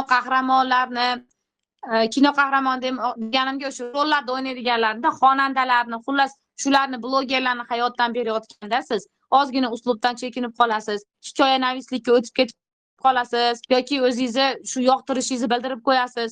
Shunaqa narsalardan qocha olsangiz, ularni bering. Qocha olmasangiz, biz aytgan usullar, statistik ma'lumotlar, qancha so'rovnomalar, psixologlarning tadqiqotlari yoki olimlarning olib borgan ishlari, shunga o'xshagan ma'lumotlar, tadqiqotlarga ko'ra psixologlarning fikricha degan so'zlar bilan boshlab berib qo'ysangiz bo'ladi. Bu oson usullardan biri. Dalil bo'la olmaydiganlarni eslab qolasiz degan umiddaman. Demak, asar qahramonlarini keltirmaysiz, badiiy asar voqealar rivojiga asoslangan bo'lsa, hamda kino, hamda serial qahramonlari hayotini dalil sifatida keltirmaysiz. Keltirsangiz ham ular dalil deb qabul qilmaydi. Shunisiga e'tibor berishingiz kerak bo'ladi. Demak, endi dalil masalasida atroflicha gaplashdik, ancha tushunib oldingiz degan umiddaman. Ozgina yechim ham topdik dalilga. Qiynalib dalil kelmayapti deb yurganlarga. Endi o'zi dalil berishim shartmi degan savol ham bor. Endi dalil berishga qiynalsangiz, 10 minut, 15 minut dalilni ustida o'tirmang. O'zi 1 soat ajratiladi xolos. Shuning uchun dalil kelmasa sekin tashlab ketaring. 2 balldan o'sha quruq qoldim deb hisoblab qo'yasiz. Dalil o'zi maksimal 2 ball beradi xolos. U ham ikkalasi ham mavzuga oid bo'lsa. Agar mavzuga oid bo'lmasa, ular 0.5 ball beradi. Ikkalasi ham oid bo'lmasa. Lekin 0.5 ham menga harna, shu ham qo'shilish kerak menga. Yaxshiroq plus bo'lib qoladi. Yoki A bo'lsa plus bo'lib qoladi shu bilan deydiganlar bo'lsa, ozgina o'ylanib dalil berib keting. Faqat uzoq o'ylanib qolmang. Bunda siz vaqtdan yutkazib qo'yasiz. 2 ball uchun kurashasiz dalilda. Shuni unutmasangiz bo'ldi. Endi keyingisi. Siz ikkita xat boshini chiroyli qilib to'ldirdingiz. Ijobiy fikrlar bor, salbiy fikrlar bor, hamda yoki o'sha ikkita taraf yoritildi, ijobiy salbiy bo'lmasa ham. Va dalillar bilan chiroyli qilib berildi, leksik birliklar bilan boyitildi. Va siz 3-xat boshiga o'tdingiz, asosiy qismni, unda shaxsiy fikrlar bor. Shaxsiy fikrlarda tanlov masalasi. Siz tanlang bir tarafni deb turib olyapmiz-ku biz. Qaysi tomonga qo'shilish kerak degan savol birinchisi. Misol uchun onlayn ta'limning ijobiy salbiy jihatlari yoki kino san'atini aytadigan bo'lsak, mana shu haqiqatda olma bilan behi ekan.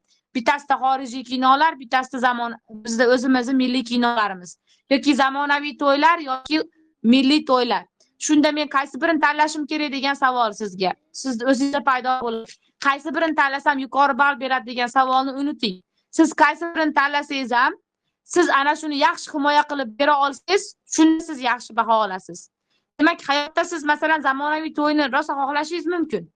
Lekin u yerda zamonaviy to'ylarni yoqish bo'yicha sizga yaxshi fikrlar kelmayapti.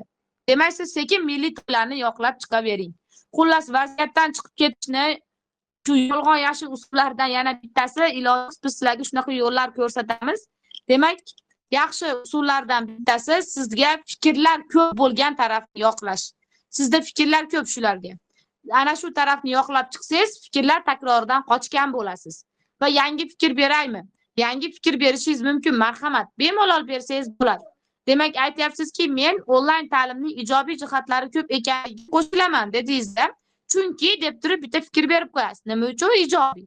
Shuni berib qo'yasiz. Dalillaymi? Dalillaymi degan savolga biz yuqorida aytib o'tdik. Dalillab o'zingizni charchatmang. Shaxsiy fikrlarni dalillang degan qismimiz bor. Hali ham baholash mezon. Baholash bo'yicha yo'riqnomada, lekin mezonda mavjud bu emas. Ya'ni shaxsiy fikrlarda dalillanganmi degan narsani o'zi yo'q. Shuning uchun ham shaxsiy fikrlarga ham dalil o'ylab, obbo, endi bunga qanaqa dalil beraman demasdan, sekin nima uchun qo'shilishingizni aytib, xulosa qismga o'tib ketaverasiz. Faqat shaxsiy fikrlarda ham siz shu xatoni qilib qo'yapsiz. Ya'ni onam dedi, daftaringni qil dedi deb qo'yapsiz. 2 marotaba dedini ishlatyapsiz. Bu degani, mening fikrimcha deyapsizda, ommaviy madaniyatning kirib kelishi davr talabi deb o'ylayman. Mana shunda mening fikrimcha degani onam dedi, deb o'ylayman degani yana onam dedi. Endi buni to'g'rilab beryapmiz. Mana Mahbuba ham to'g'rilabdi. Mening fikrimcha ommaviy madaniyatning kirib kelishi bu davr talabi. Fikringizni berdingiz bo'ldi. Yoki Mahbubadagi mening fikrimcha raqamli texnologiyalardan foydalanish kerak. Yoki men raqamli texnologiyalardan foydalanish kerak deb o'ylayman. Mening fikrimcha bo'lyapti birinchisida, ikkinchisida deb o'ylayman bo'lyapti. Xullas, ikkalasidan bittasini tanlab o'zingiz bilan kelishib olsangiz bo'ldi. Men boshda beraman yo oxirida beraman deb olsangiz bo'ldi. Bu xato ham gap qurilishdagi xato hisoblanadi. Endi 8-holatga o'tadigan bo'lsak, biz xulosaga va nihoyat yetib keldik. Xulosa qismini yoritish masalasi. Men umuman xulosa qismini yorita olmayapman. O'zi men masalan birinchi xat boshida ularni rosa maqtadim. Ikkinchisida yomonladim. Shaxsiy fikrda uni yaxshi dedim. 2 marotaba maqtab oldim. Demak, birinchi xat boshida maqtadim. O'zimning fikrimda ham maqtadim. Endi xulosada ham yana maqtaymanmi? Qanday qilib men fikrlar takrordan qochaman deb turib alvido dunyo devorayotganlar bor. Endi xulosani bitta talabi, xulosada yangi fikr beramanmi? Yo'q. Yangi fikr berish sizdan talab qilinmaydi. Demak, siz endi yana bitta narsa topib yurishingiz shart emas ekan. Xulosa qilib aytganda, men onlayn ta'lim tarafdorlarining fikriga qo'shilaman deb qo'ysa, ijobiy ekanligini yoqlovchilarning fikriga qo'shilaman deb qo'ysangiz ham xulosa bo'lib qolaveryapti. Demak, 3 ta jumla berasiz deyapti Mahbuba. Mana sherigimiz 3 dona jumla berasiz deyapti. Bu mutlaq emas. Sizga o'sha qiynalmasligingiz uchun qanchadir raqam aytib beryapti. Ko'paytirib yormasin, qiynalib ketmasin deyapti. Lekin siz bitta nuqta yozib qo'ygan bo'lsangiz ham, xulosa qismida qaysi tarafga qo'shilganingizni aytgan bo'lishingiz kerak. Va xulosada bir tarafga qo'shilamanmi? Albatta. Shaxsiy fikrda qayerga qo'shilgan bo'lsangiz, xulosada ham shunga qo'shilasiz. Ko'pchilik berib qo'yapti, xulosa qilib aytganda, bunda muvozanatni saqlash kerak bunda deyapti. Yo bo'lmasam xulosa qilib aytganda har ikki qarashni ham fikr o'rinli deb qo'yapti. Yoki xulosa qilib aytganda deb turib, shaxsiy fikrda onlaynni maqtab turuvdi. Bu yoqqa o'tib yomonlab qo'yapti. Onlayn ta'limning bir nechta kamchiliklari bor deb qo'yapti. Bular har biri men aytgan yuqoridagi holatlar mantiqqa zid. Birinchidan siz birinchi maqtab keyin yomonladingizmi? Bu mantiqqa zid. Endi ikkinchidan siz xulosada aytyapsizda, ikkala tarafni ham o'ziga xos jihatlari bor, kamchilik yutuqlari bor deyapsiz. Argumentli esse, ya'ni muammoli esse. Sizga muammoni shunday tashab beradi oldingizga. Onlayn ta'lim yaxshimi, offlaynmi deyapti. Yo bo'lmasam xususiy maktablarda o'qigan yaxshimi, davlat maktablaridanmi deyapti. Sizning vazifangiz u masalani yechish. Ikkalasi ham yaxshi, odam o'zi tanlab o'qiyorsin degani masala yechilmadi degani. Kam ta'minlanganlar ham bor. Demak, davlatniki qolsin desa, bu masala yechildi degani. Yoki xususiyda zo'r o'qitadi, xususiyda o'qsin hamma degani, mana masala yechildi degani. Demak, sizdan bir tarafni yoqlayotgani sababi masalani yechib ber deb so'rayapti. Siz ikkala tarafga ham qo'shilsangiz, muvozanatni saqlash kerak desangiz, unda siz o'zingizning fikringizda emassiz. Masala shundayligicha qolyapti. Ommani o'ziga tashab qo'yapsiz yana xalqni.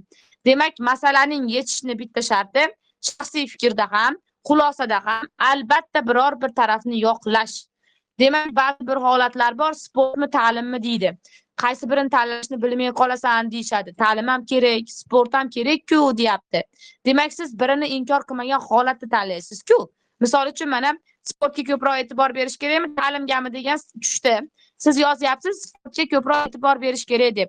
Ya'ni ta'limga umuman e'tibor bermaslik kerak degan emas. Shuni unutmang.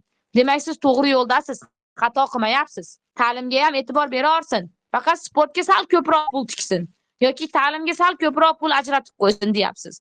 Demak, bir tarafni inkor qilmagan holatda keyingi tarafni yoqlayapsiz xolos. Mana shundan chalg'imasangiz bo'ldi.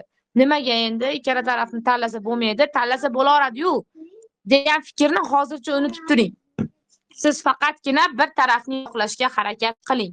9-inchisi esa leksik birlik berish masalasi. Shunaqangi leksik birliklar paydo bo'ldi endi. Leksik birliklarni o'qib o'zimiz ham lolmiz. Haligi beixtiyor yoqib ishlaysan kishi, lekin ba'zilarga zavqlanasan. O'qisang kimgadir yoqarli ola, Kim-Atirgul Shaydosi masalan biroz badiiy uslubda. Uni ham eslolmaganlar, kimdir Lolani yaxshi ko'radi, men esa Atirgulni deb qo'yganlar ham bor ekan. Demak, leksik birlik qanday bo'ladi? Leksik birlik birinchi o'rinda yolg'on bo'lishiga qaramasdan o'zingiz to'qib chiqarganingiz leksik birlikda bilinib qoladi-da. Shuning uchun iloji boricha xalqimiz juda ham so'z boyligi ko'p. Xalqimiz orasida tarqalgan maqollar, matallar, shu bilan birga barqaror birikmalar, tasviriy ifodalarni badiiy matlari, misol uchun kelajak bunyodkorlari deb berishyapti, oq xalat sohiblari deyishyapti, tasviriy ifodalar. Bularni ham leksik birlik sifatida qabul qilish mumkin. Keyin leksik birlik deganga atamalar ham kiradi. Misol uchun siz IT mutaxassislari bo'yicha ketyapti, mavzuyingiz shu IT sohasiga oid bo'lgan tushunchalarni sanab ketyapsiz yoki mashhur brendlarni sotib olishni afzal ko'radi ba'zilar deyapti, siz Gucci'ni beryapsiz, ichiga misol uchun brendni nomini qo'shib ketyapsiz. Yoki mashhur shaxslar bo'yicha tushyapti, Elon Muskni berib ketyapsiz. Bu ham leksik birlik o'rniga ketaveradi. Ya'ni leksik birlik deganda siz torroq o'ylab olmang, men bitta maqol berib ketishim kerak. Umuman maqol kelmadi ustoz xayolimga, men leksik birlik bera olmadim deb chiqmang. Siz ana shu mavzuga olgan original, faqat mavzuni o'ziga tegishli atamalardan foydalansangiz, bu ham leksik birlik bo'laveradi. Demak, misol uchun zamonaviy kasblar bo'lsa, siz IT, robototexnika, shu grafik dizaynerlik bilan bog'liq bo'lgan nimalarni tushunchalarni yozyapsiz va shu yerda siz leksik birlikdan beixtiyor foydalanayotgan bo'lasiz. Leksik birlik dalil bo'la olmaydi. Demak, siz fikringizni chiroyli qilib tasvirlaysiz leksik birlik orqali, dalil orqali esa uni isbotlab olasiz. Ikkalasi alohida vazifa bajaradi. Qayerlarda leksik birlik berishim kerak? Istalgan joyingizda leksik birlik berish imkoniyatiga egasiz. Lekin yaxshiroq bo'lishi asosiy qismni o'sha ikkita xat boshida, keyin xulosa qismida sal chiroyliroq ko'zga tashlanadi. Xulosada zero deb turib birorta maqol matal berib tugatishyapti. Bu juda ham yaxshi. Faqat doimiy takrorlanuvchi maqollarni bermay, yuqorida aytgandek, to'g'ri tanlov kelajak poydevori to'qib chiqarildi. Shunaqa yo'q maqollarni bermasangiz bo'ldi. ChatGPT topganda baraka bor, shunga o'xshagan narsalarni chiqarib beryapti. Unaqa maqollar o'zbek tilida yo'q. ChatGPTni yoqasidan olib qolmasangiz bo'ldi chiqqandan keyin.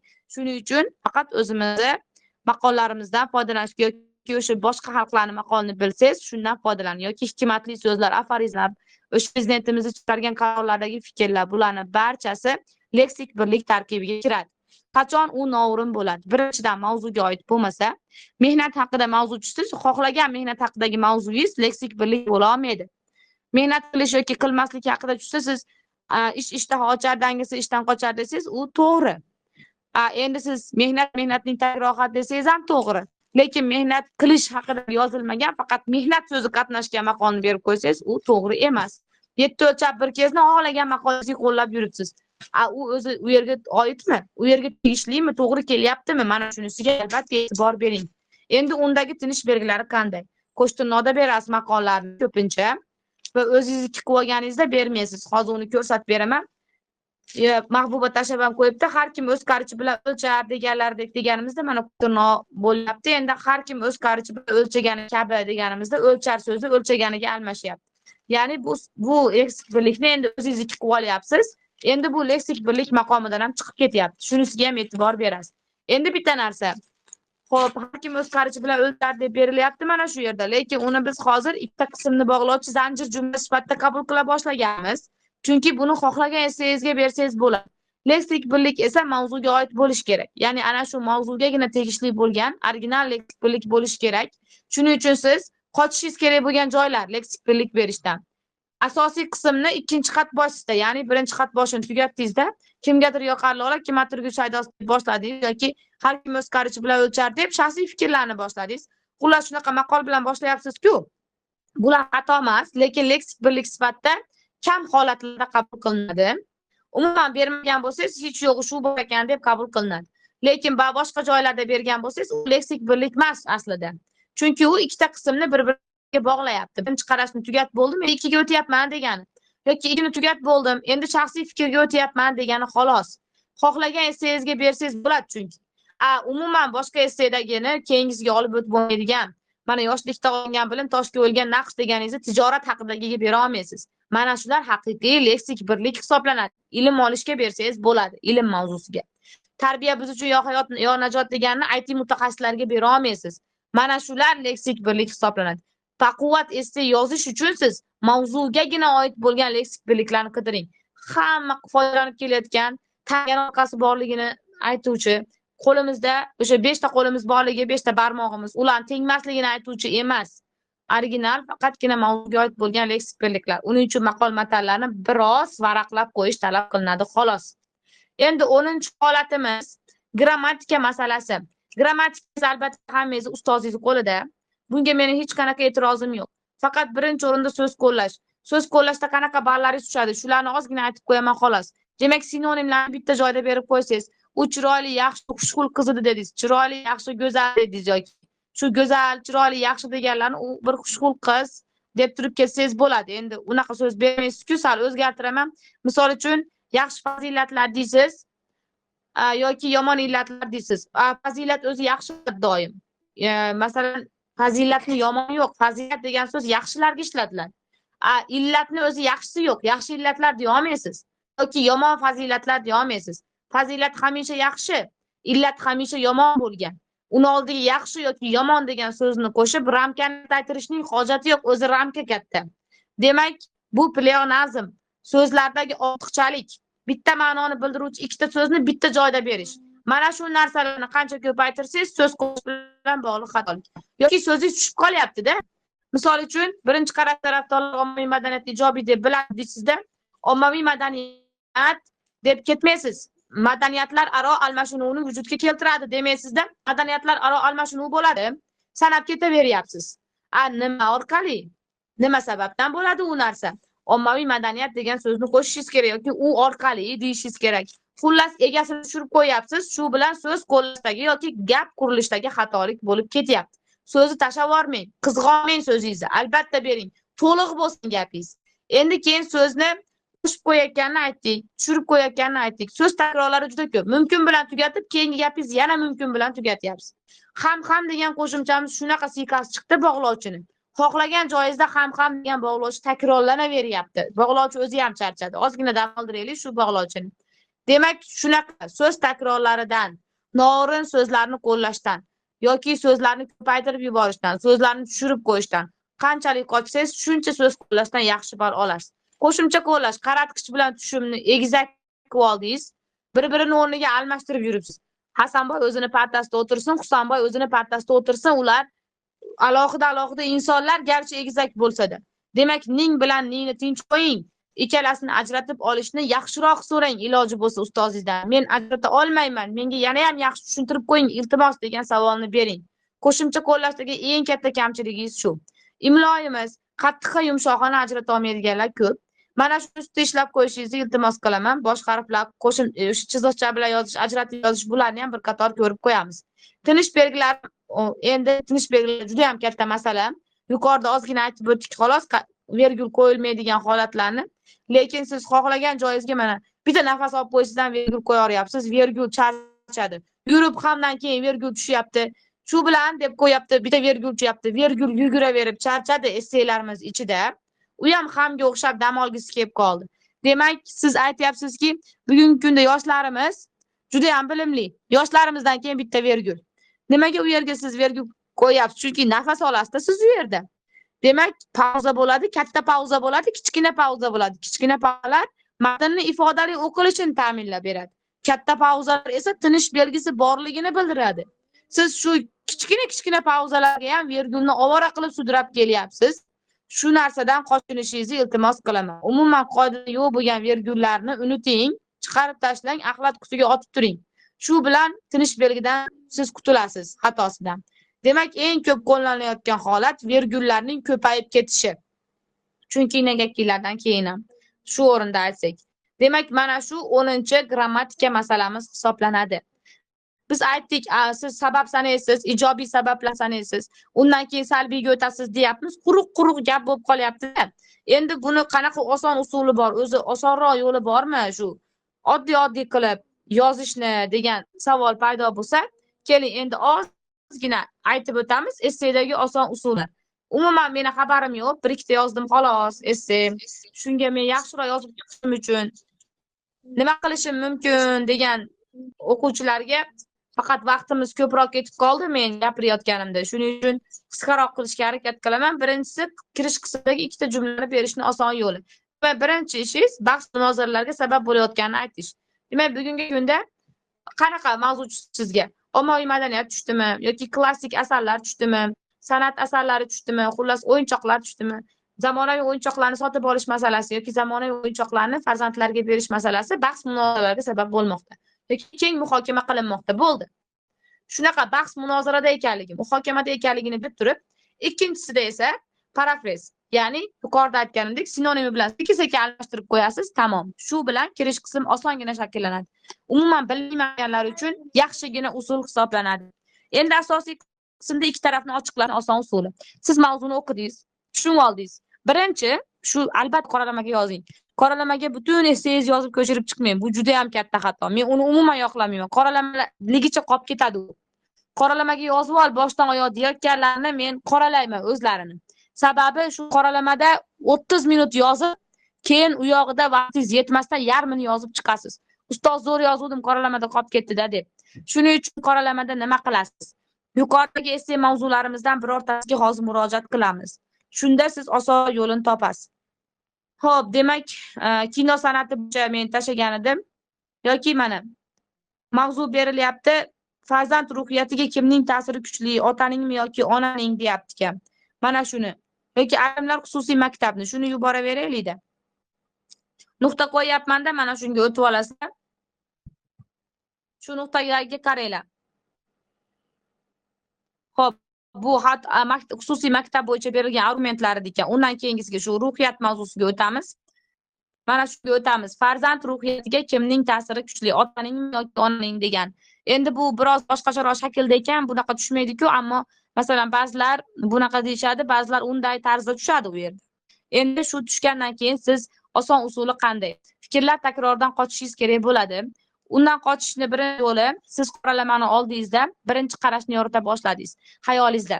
Demak, otani qanaqa ta'siri bor oilaga yoki farzand tarbiyasiga? Birinchidan, ota qattiqqo'llik bilan tarbiyalaydi, bunda nimadir sodir bo'ladi, masalan, hayiqish bo'ladi otadan va o'ylab fikrlab qiladi ishini. Yoki qizlarga ishonch beradi ota va orqasida qo'llab-quvvatlovchi inson borligini biladi.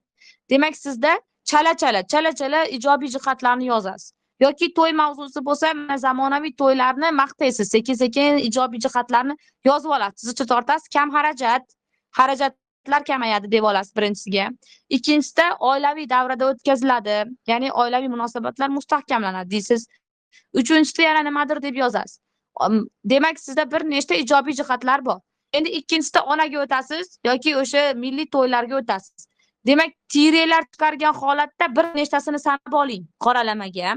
Keyingisini ham sanab oling. Iloji bo'lsa, birinchi asosiy qismni birinchi xat boshsinigina sanab, uni yozib olib, undan keyin ikkinchi xat boshsini sanab yozib olishingiz kerak bo'ladi. Birdaniga yozmang. Birinchi qarashni tire chiqarib o'zingiz uchun ijobiy jihatlarni sanang. 5 ta chiqar, 10 ta chiqar, lekin uni saralash kerak. O'zi mavzuga oidmi? Nima hayolingizga kelsa emas. Mana masalan plastik orqali savdo qilishning ijobiy jihatlari. Uning ya'ni tezkorlik ekanligi, tezkor usulda amalga oshishi. Tezlik talab qilinadi.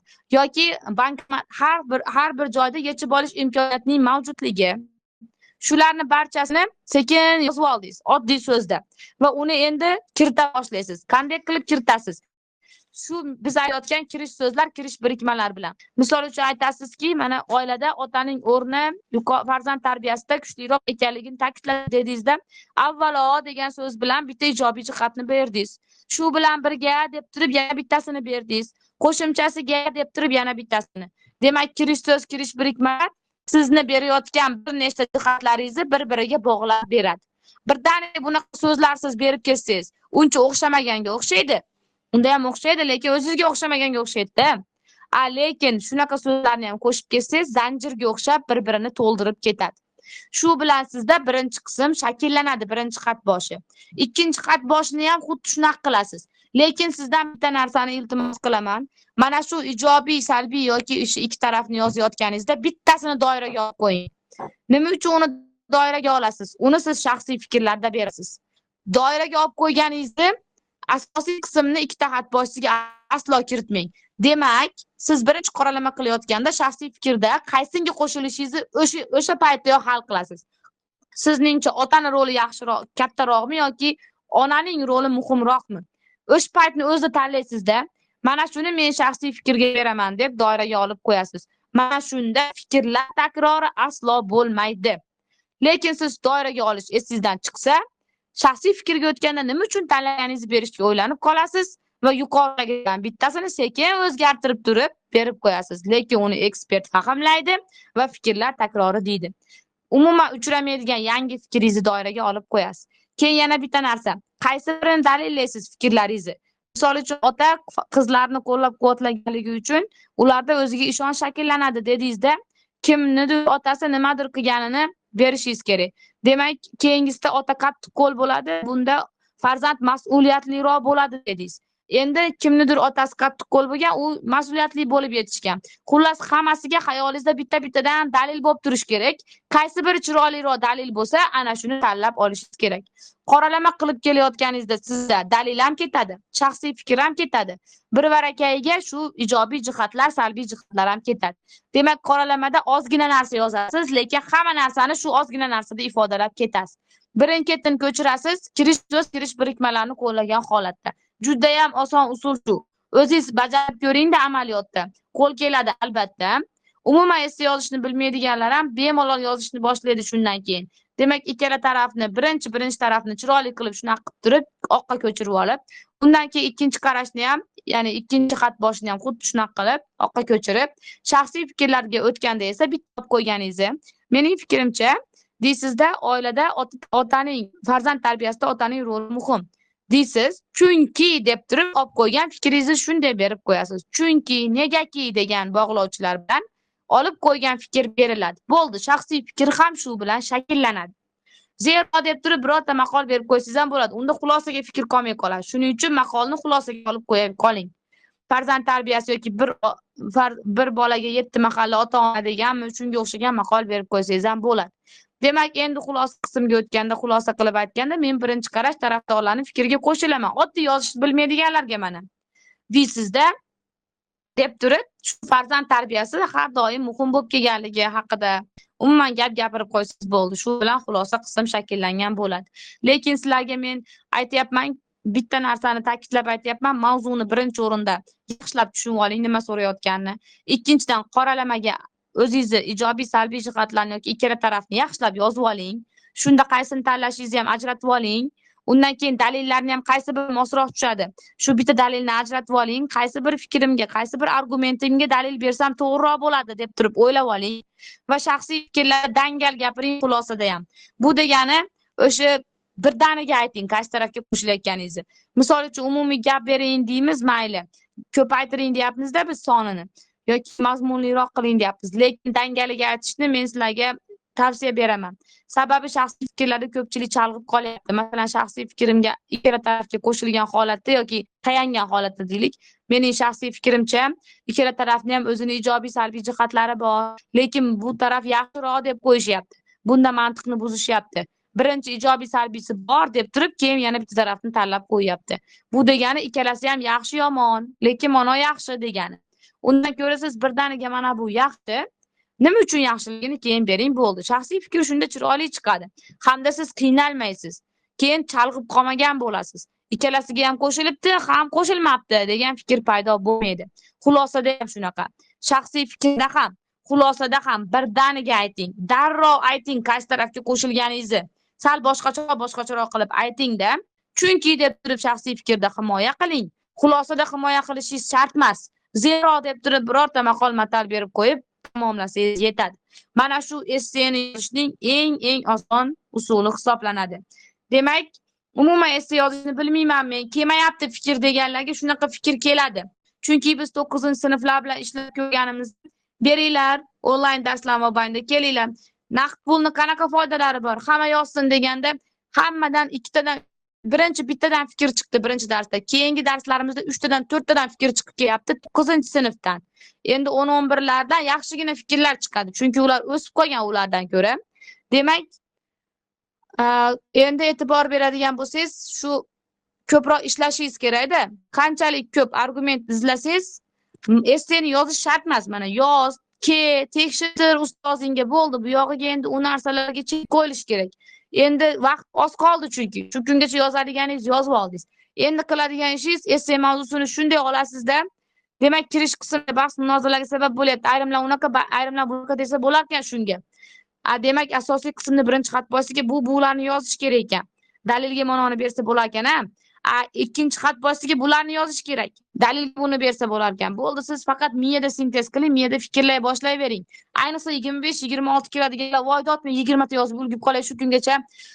Obbo 3 tani bo'lsa ham yozib ustozimga tekshirtiring, tamom, bo'ldi. Shoshqaloqlik qilmang. Endi bo'ldi, bu yog'iga qilayotgan shoshqaloqlik sizni faqatgina orqaga tortadi. Vaqt tugagandan keyin kitob qancha varaqlasangiz, shuncha esingizdan chiqib boradi. Endi bu yog'iga vaqt oz qolganlar, sokin bo'lasiz, tinch bo'lasiz. 12-13-may, 25-maylar uchun emas, oz qolganlar uchun, yaqin 3-maygacha bo'lganlar uchun. Demak, ular siz shunda yozib turasiz, 2 kunda bir esse yozib turasiz. Har kuni 10-15 tadan yozib miyangiz charchatmang, 2-3 tadan ham yozmang. 2 kunda bir 3 ta 4 ta yozing imtihongacha, 3-maygacha masalan. Undan oldin kanallarni qidiring, ustozingizdan so'rang, manbalar qidiring, toping, esse mavzular tiqilib yotibdi. Shularni olib nima deyish mumkin? Mana shunga nimalar bersa bo'ladi? Ana shular haqida o'ylang. Bo'ldi, endi dunyo qarashni kengaytirish vaqti keldi. 1 oy grammatikani o'stirdik, 1 oy qo'limizni kelishtirdik essega. Endi qiladigan ishimiz dunyo qarashni o'stirish. Har xil fikrlar xilma-xilligini o'zingizga nimangizda sinab ko'rasiz miyangizda, shundan keyin natija yaxshi bo'ladi. Demak, eng oson usullar mana shular. Ayniqsa keyin potirlab, pitirlab, oxirgi balim net chiqar, 18 chiqdi, obbo menda 15 chiqdi emas. Doim 18 chiqib kelgan narsa endi 15 chiqdi, tamomman bevafo dunyo emas. Demak, hech kimga baholatmang kerak bo'lsa. Faqat o'zingiz ustingizda o'zingiz mustaqil shunaqa tarzda ishlasangiz ham bo'ladi. Bu shu esseda yaxshi ball olishni, shu imtihonga kirgandan keyin ham chalg'ib qolmaslikni, qo'rqib qolmaslikni, vahimaga tushib, tushkunlikka tushib qolmaslikni usullaridan biri. Chunki siz fikr berishga tayyorsiz. Fikr yozishga emas, fikr berishga ham tayyor bo'lasiz. Ham yozishga, ham berishga tayyor bo'lganingizdan keyin essedan 20 dan oshiq ball, ya'ni Rush modelida 67-68 ga qarab olib chiqaverasiz. Mana shu oson usullar hisoblanadi. Endi essedagi bir nechta kamchiliklarni ko'rdik. Umuman bilmaydiganlarga ham, biladiganlarga ham qo'shimcha ma'lumot sifatida oson usullari bilan o'rtoqlashdik va bizda endi savollar ko'p bo'lsa kerak. Savollar ko'pchilik tayyorlab turibdi, lichkalarga beryapti, Mahbubani o'ziga ham jo'natgan bo'lishi mumkin. Sizni shu kungacha esse bo'yicha nima qiynab kelayotgan bo'lsa, marhamat, ana shu ekspertimiz lichkasiga yozishingiz mumkin bo'ladi savollaringizni. Bu oxirgi qismi hisoblanadi bugungi darsimizni. Hammani savoliga atroflicha javob beriladi. Shundan keyin damingizni olsangiz bo'ladi bolalar. Xayrli tun deymiz. Meni nutqlarim, fikrim shu bilan yakunlandi. Tinglab turganingiz uchun, tinglovchi bo'lganingiz uchun barchangizga rahmat. Imtihonda omad tilayman barchaga.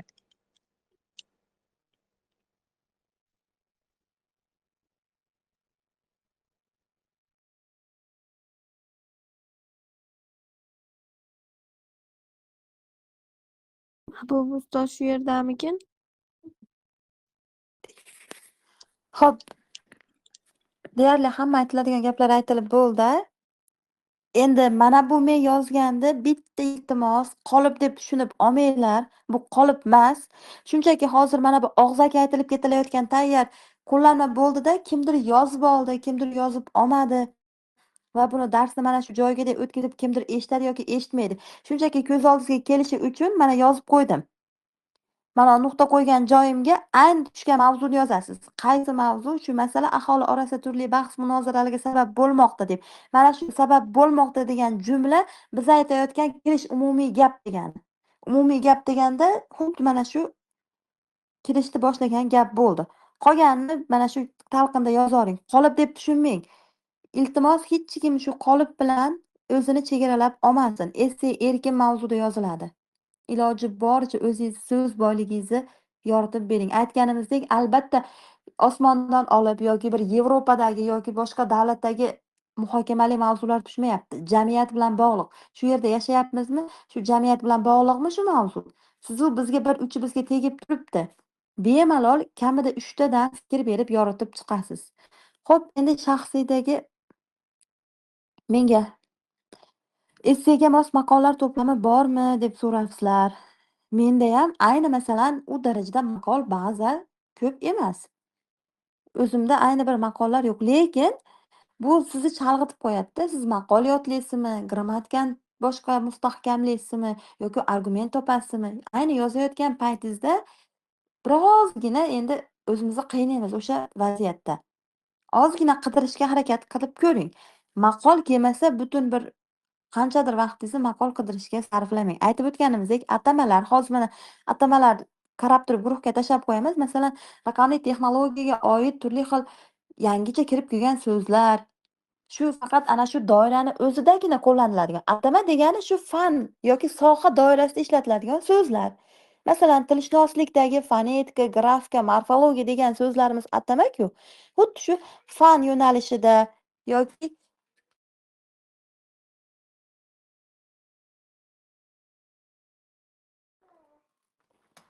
iqtisod yo'nalishida, bank sohasida qaysidir sohani o'zidagina qo'llanadigan so'zlar. Bular ham leksik birlik hisobiga o'tadi. Endi yana agar umumiy hamma joyga tushib ketadigan maqollar bo'lsa, guruhga tashlab qo'yaman, mana shu guruhga. Xo'p.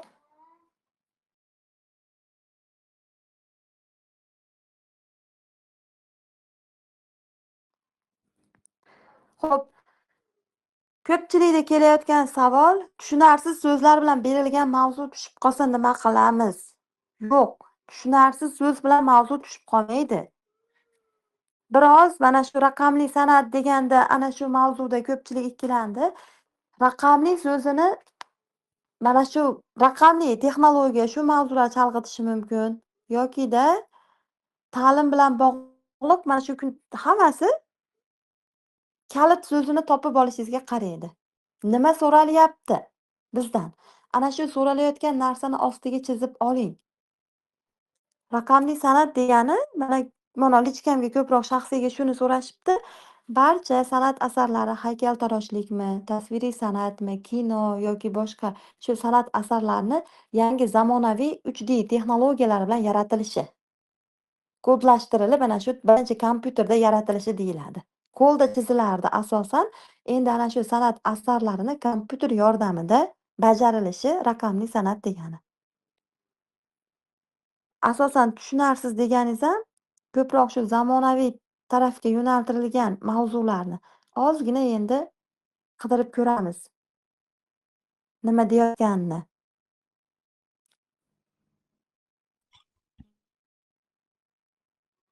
Xo'p.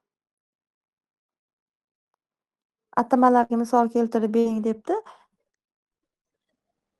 Atamalar uchraganlarini guruhga tashlab qo'yamiz, lekin ana shu sohaga oid chevarchilik sohasini mana grammatikada borku, o'ziga oid atamalari, quruvchilarniki, texnologiya, zamonaviy texnologiyada maktabda ishlatiladigan o'qituvchi, doska, kitob, endi umumiy so'zlar deyiladi, lekin kamroq ishlatiladigan so'zlar, fanni doirasida ishlatiladigan so'zlarning hammasi atamaga kirib ketadi.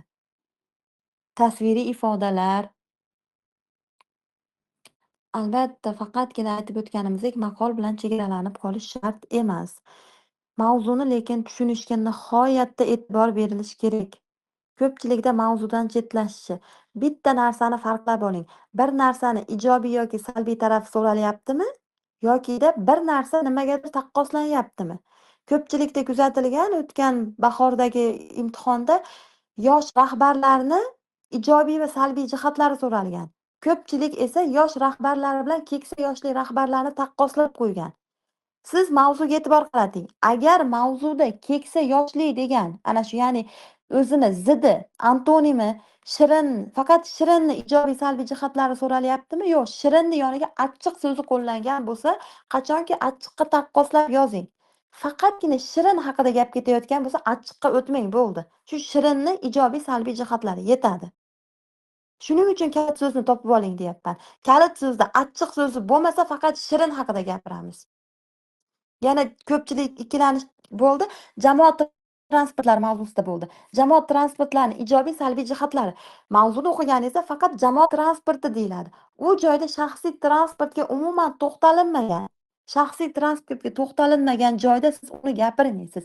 Faqat shu jamoat transportining ijobiy salbiy jihatlari. Demak, kalit so'zda biz bilgan taqqoslayotgan jumla so'zi bor bo'lsa, unga yuzlanamiz. Taqqoslanayotgan jumla bo'lmasa, faqat shu ana shu berilgan kalit so'zni ijobiy salbiy jihatlarini yozamiz, bo'ldi.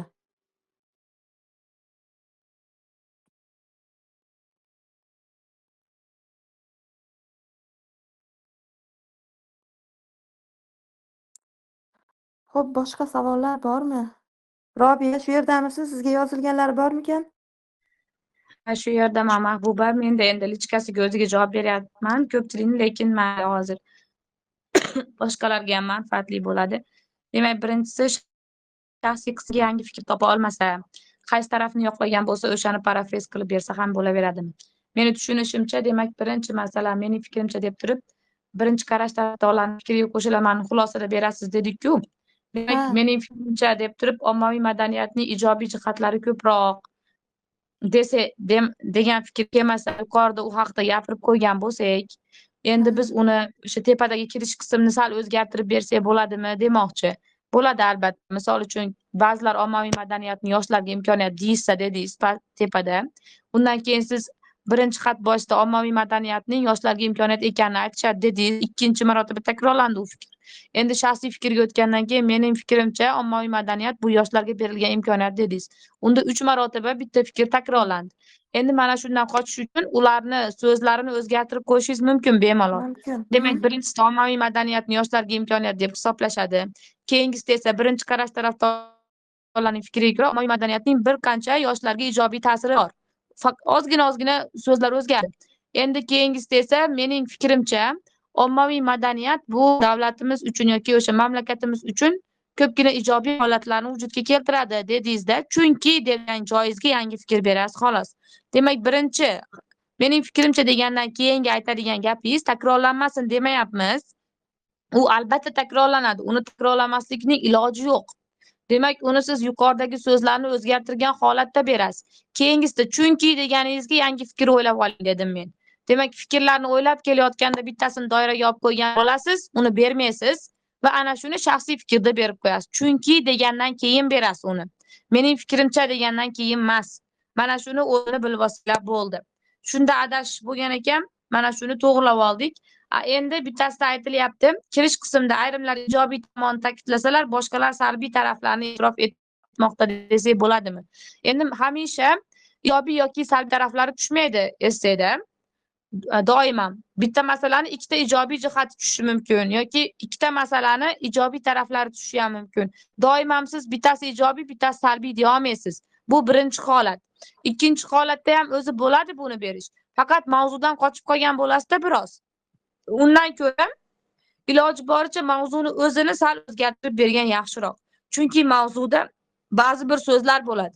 Misol uchun, ommaviy madaniyat yoshlarning ongiga tahdid degan so'z bor. Demak, ba'zilar salbiy fikrda deb qo'ysangiz, qanaqa salbiy fikrligini aytmadingiz. Lekin essay mavzusida yoshlarning ongiga ta'siri bo'yicha salbiy fikr bor.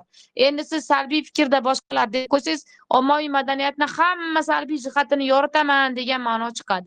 Lekin sizdan so'ralayotgan narsa yoshlarga bo'lgan salbiy ta'siri xolos. Demak, yoshlarning ongiga qanaqa ta'sir ko'rsatishinigina yozishingizni so'rayapti aslida. Demak, mavzular o'zida aytib turadi nimani yozishingizni. Faqat ko'pchilik chalg'iydi-da, salomatlikka ziyon, o'tib ketaveradi onlayn ta'limni. Onlayn ta'lim misol uchun ish sifatiga ta'sir ko'rsatadi, ta'lim sifatiga deydi ba'zilar desa, ko'pchilik ko'z nurini o'ldiradi degan savollarni ham argumentlarni ham berib ketyapti. Demak, salbiy yoki ijobiy deganingizda siz tor doirada emas, anchagina keng doirada o'ylab olgan bo'lasiz. Shunga yarasha esse talab qilinadi, shu bilan mavzudan qochib ketasiz. Shuning uchun iloji boricha mavzuning o'zini o'zgartirib qo'ysangiz, anchagina to'g'ri qilgan bo'lasiz. Endi yana bitta savol kelyaptiki, oilani dalil qilish mumkinmi? Men birinchi noto'g'ri tushunib olgan ekanman. Albatta keltirish mumkin degan edim. Lekin o'zingizni oilangiz emas. Tog'ami qizi, xolami o'g'li deb berilyapti, buni to'g'riga olyapmiz. Lekin masalan mening farzandim yoki men deb turib berishlar bugungi kunda muammoli esse sifatida qaralyapti. Ya'ni bu kimgadir parol qo'ygan. O'zini qaysidir bitta shaxsiy tomonini aytib turib, bo'ldi, shu bilan ekspert topib oladi uni kimligini, yuqori baho bilan ballaydi degan tushuncha paydo bo'lyapti-da, uni muammoli essega o'tkazyapti. Oxirida muammoli esselar tashlab berilyapti boshqatdan tekshiruvga. Unda mazmuniy izchillikdan ayirasiz shu joylardan deyapti. U degani bal ketyapti. Dalilingiz orqali o'zingizni balingizni qirqib boryapsiz. Ko'pchilik aytyapti, men 20 yillik kasbiy faoliyatim davomida shunga guvoh bo'ldimki, deb turib o'qituvchiligini sekin aytib qo'yapti. Mana shu.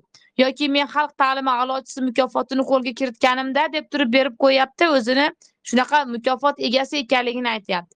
O'zingizni meningizdan butunlay qoching dalil berayotganda. Umuman oilangizdagi ota-onangiz, shu farzandlaringiz, o'zingiz, turmush o'rtog'ingiz, ularga umuman tushunmang iloji bo'lsa. Ammangizni qizi, xolangizni o'g'liga mayli, ko'z yumiladi. Lekin iloji boricha ismlar, faktlar keltirayotganda o'zingizni aurangizdagi, atrofingizdagi yaqin insonlaringizdan qoching iloji boricha. Bu siz oddiygina shu dalillash maqsadida yozgan bo'lasiz, kirib hech qanaqa tanish bilishingiz bo'lmasligi ham mumkin. Lekin bu o'z-o'zidan shubhaga olib kelyapti. Shu tanish bilishchilar bilan shu bo'rini yesa ham, yemasa ham og'zi qon qabilida yoki kemaga tushgani joni bir qabilida ish ko'rilgan holatda sizniki ham muammoliga o'tib ketib qolyapti. Shuning uchun dalil berayotganda shu taraflariga albatta e'tibor berishingiz so'raladi. Menga mana shu 3 ta savol kelgan ekan. Lekin boshqa bir savol kelmabdi.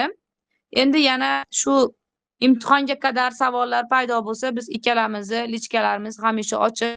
Savollaringizni yozsangiz bemalol javob beramiz. Lekin esselar yozib yuborsanglar, mana oldindan shu yerda aytib qo'yapmiz. Tekshirib berish imkoniyatimiz yo'q. Chunki bizning esselarimiz hozir qo'limizda ham o'zi juda ham ko'p.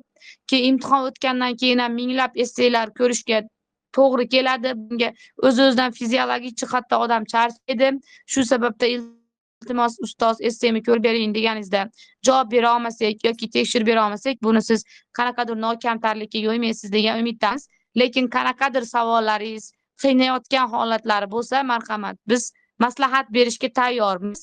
Faqatgina hozircha kuch-quvvat sarflay olmaymiz. Boshqa taraflarni qilib beramiz. Tushuntira oldim degan umiddaman.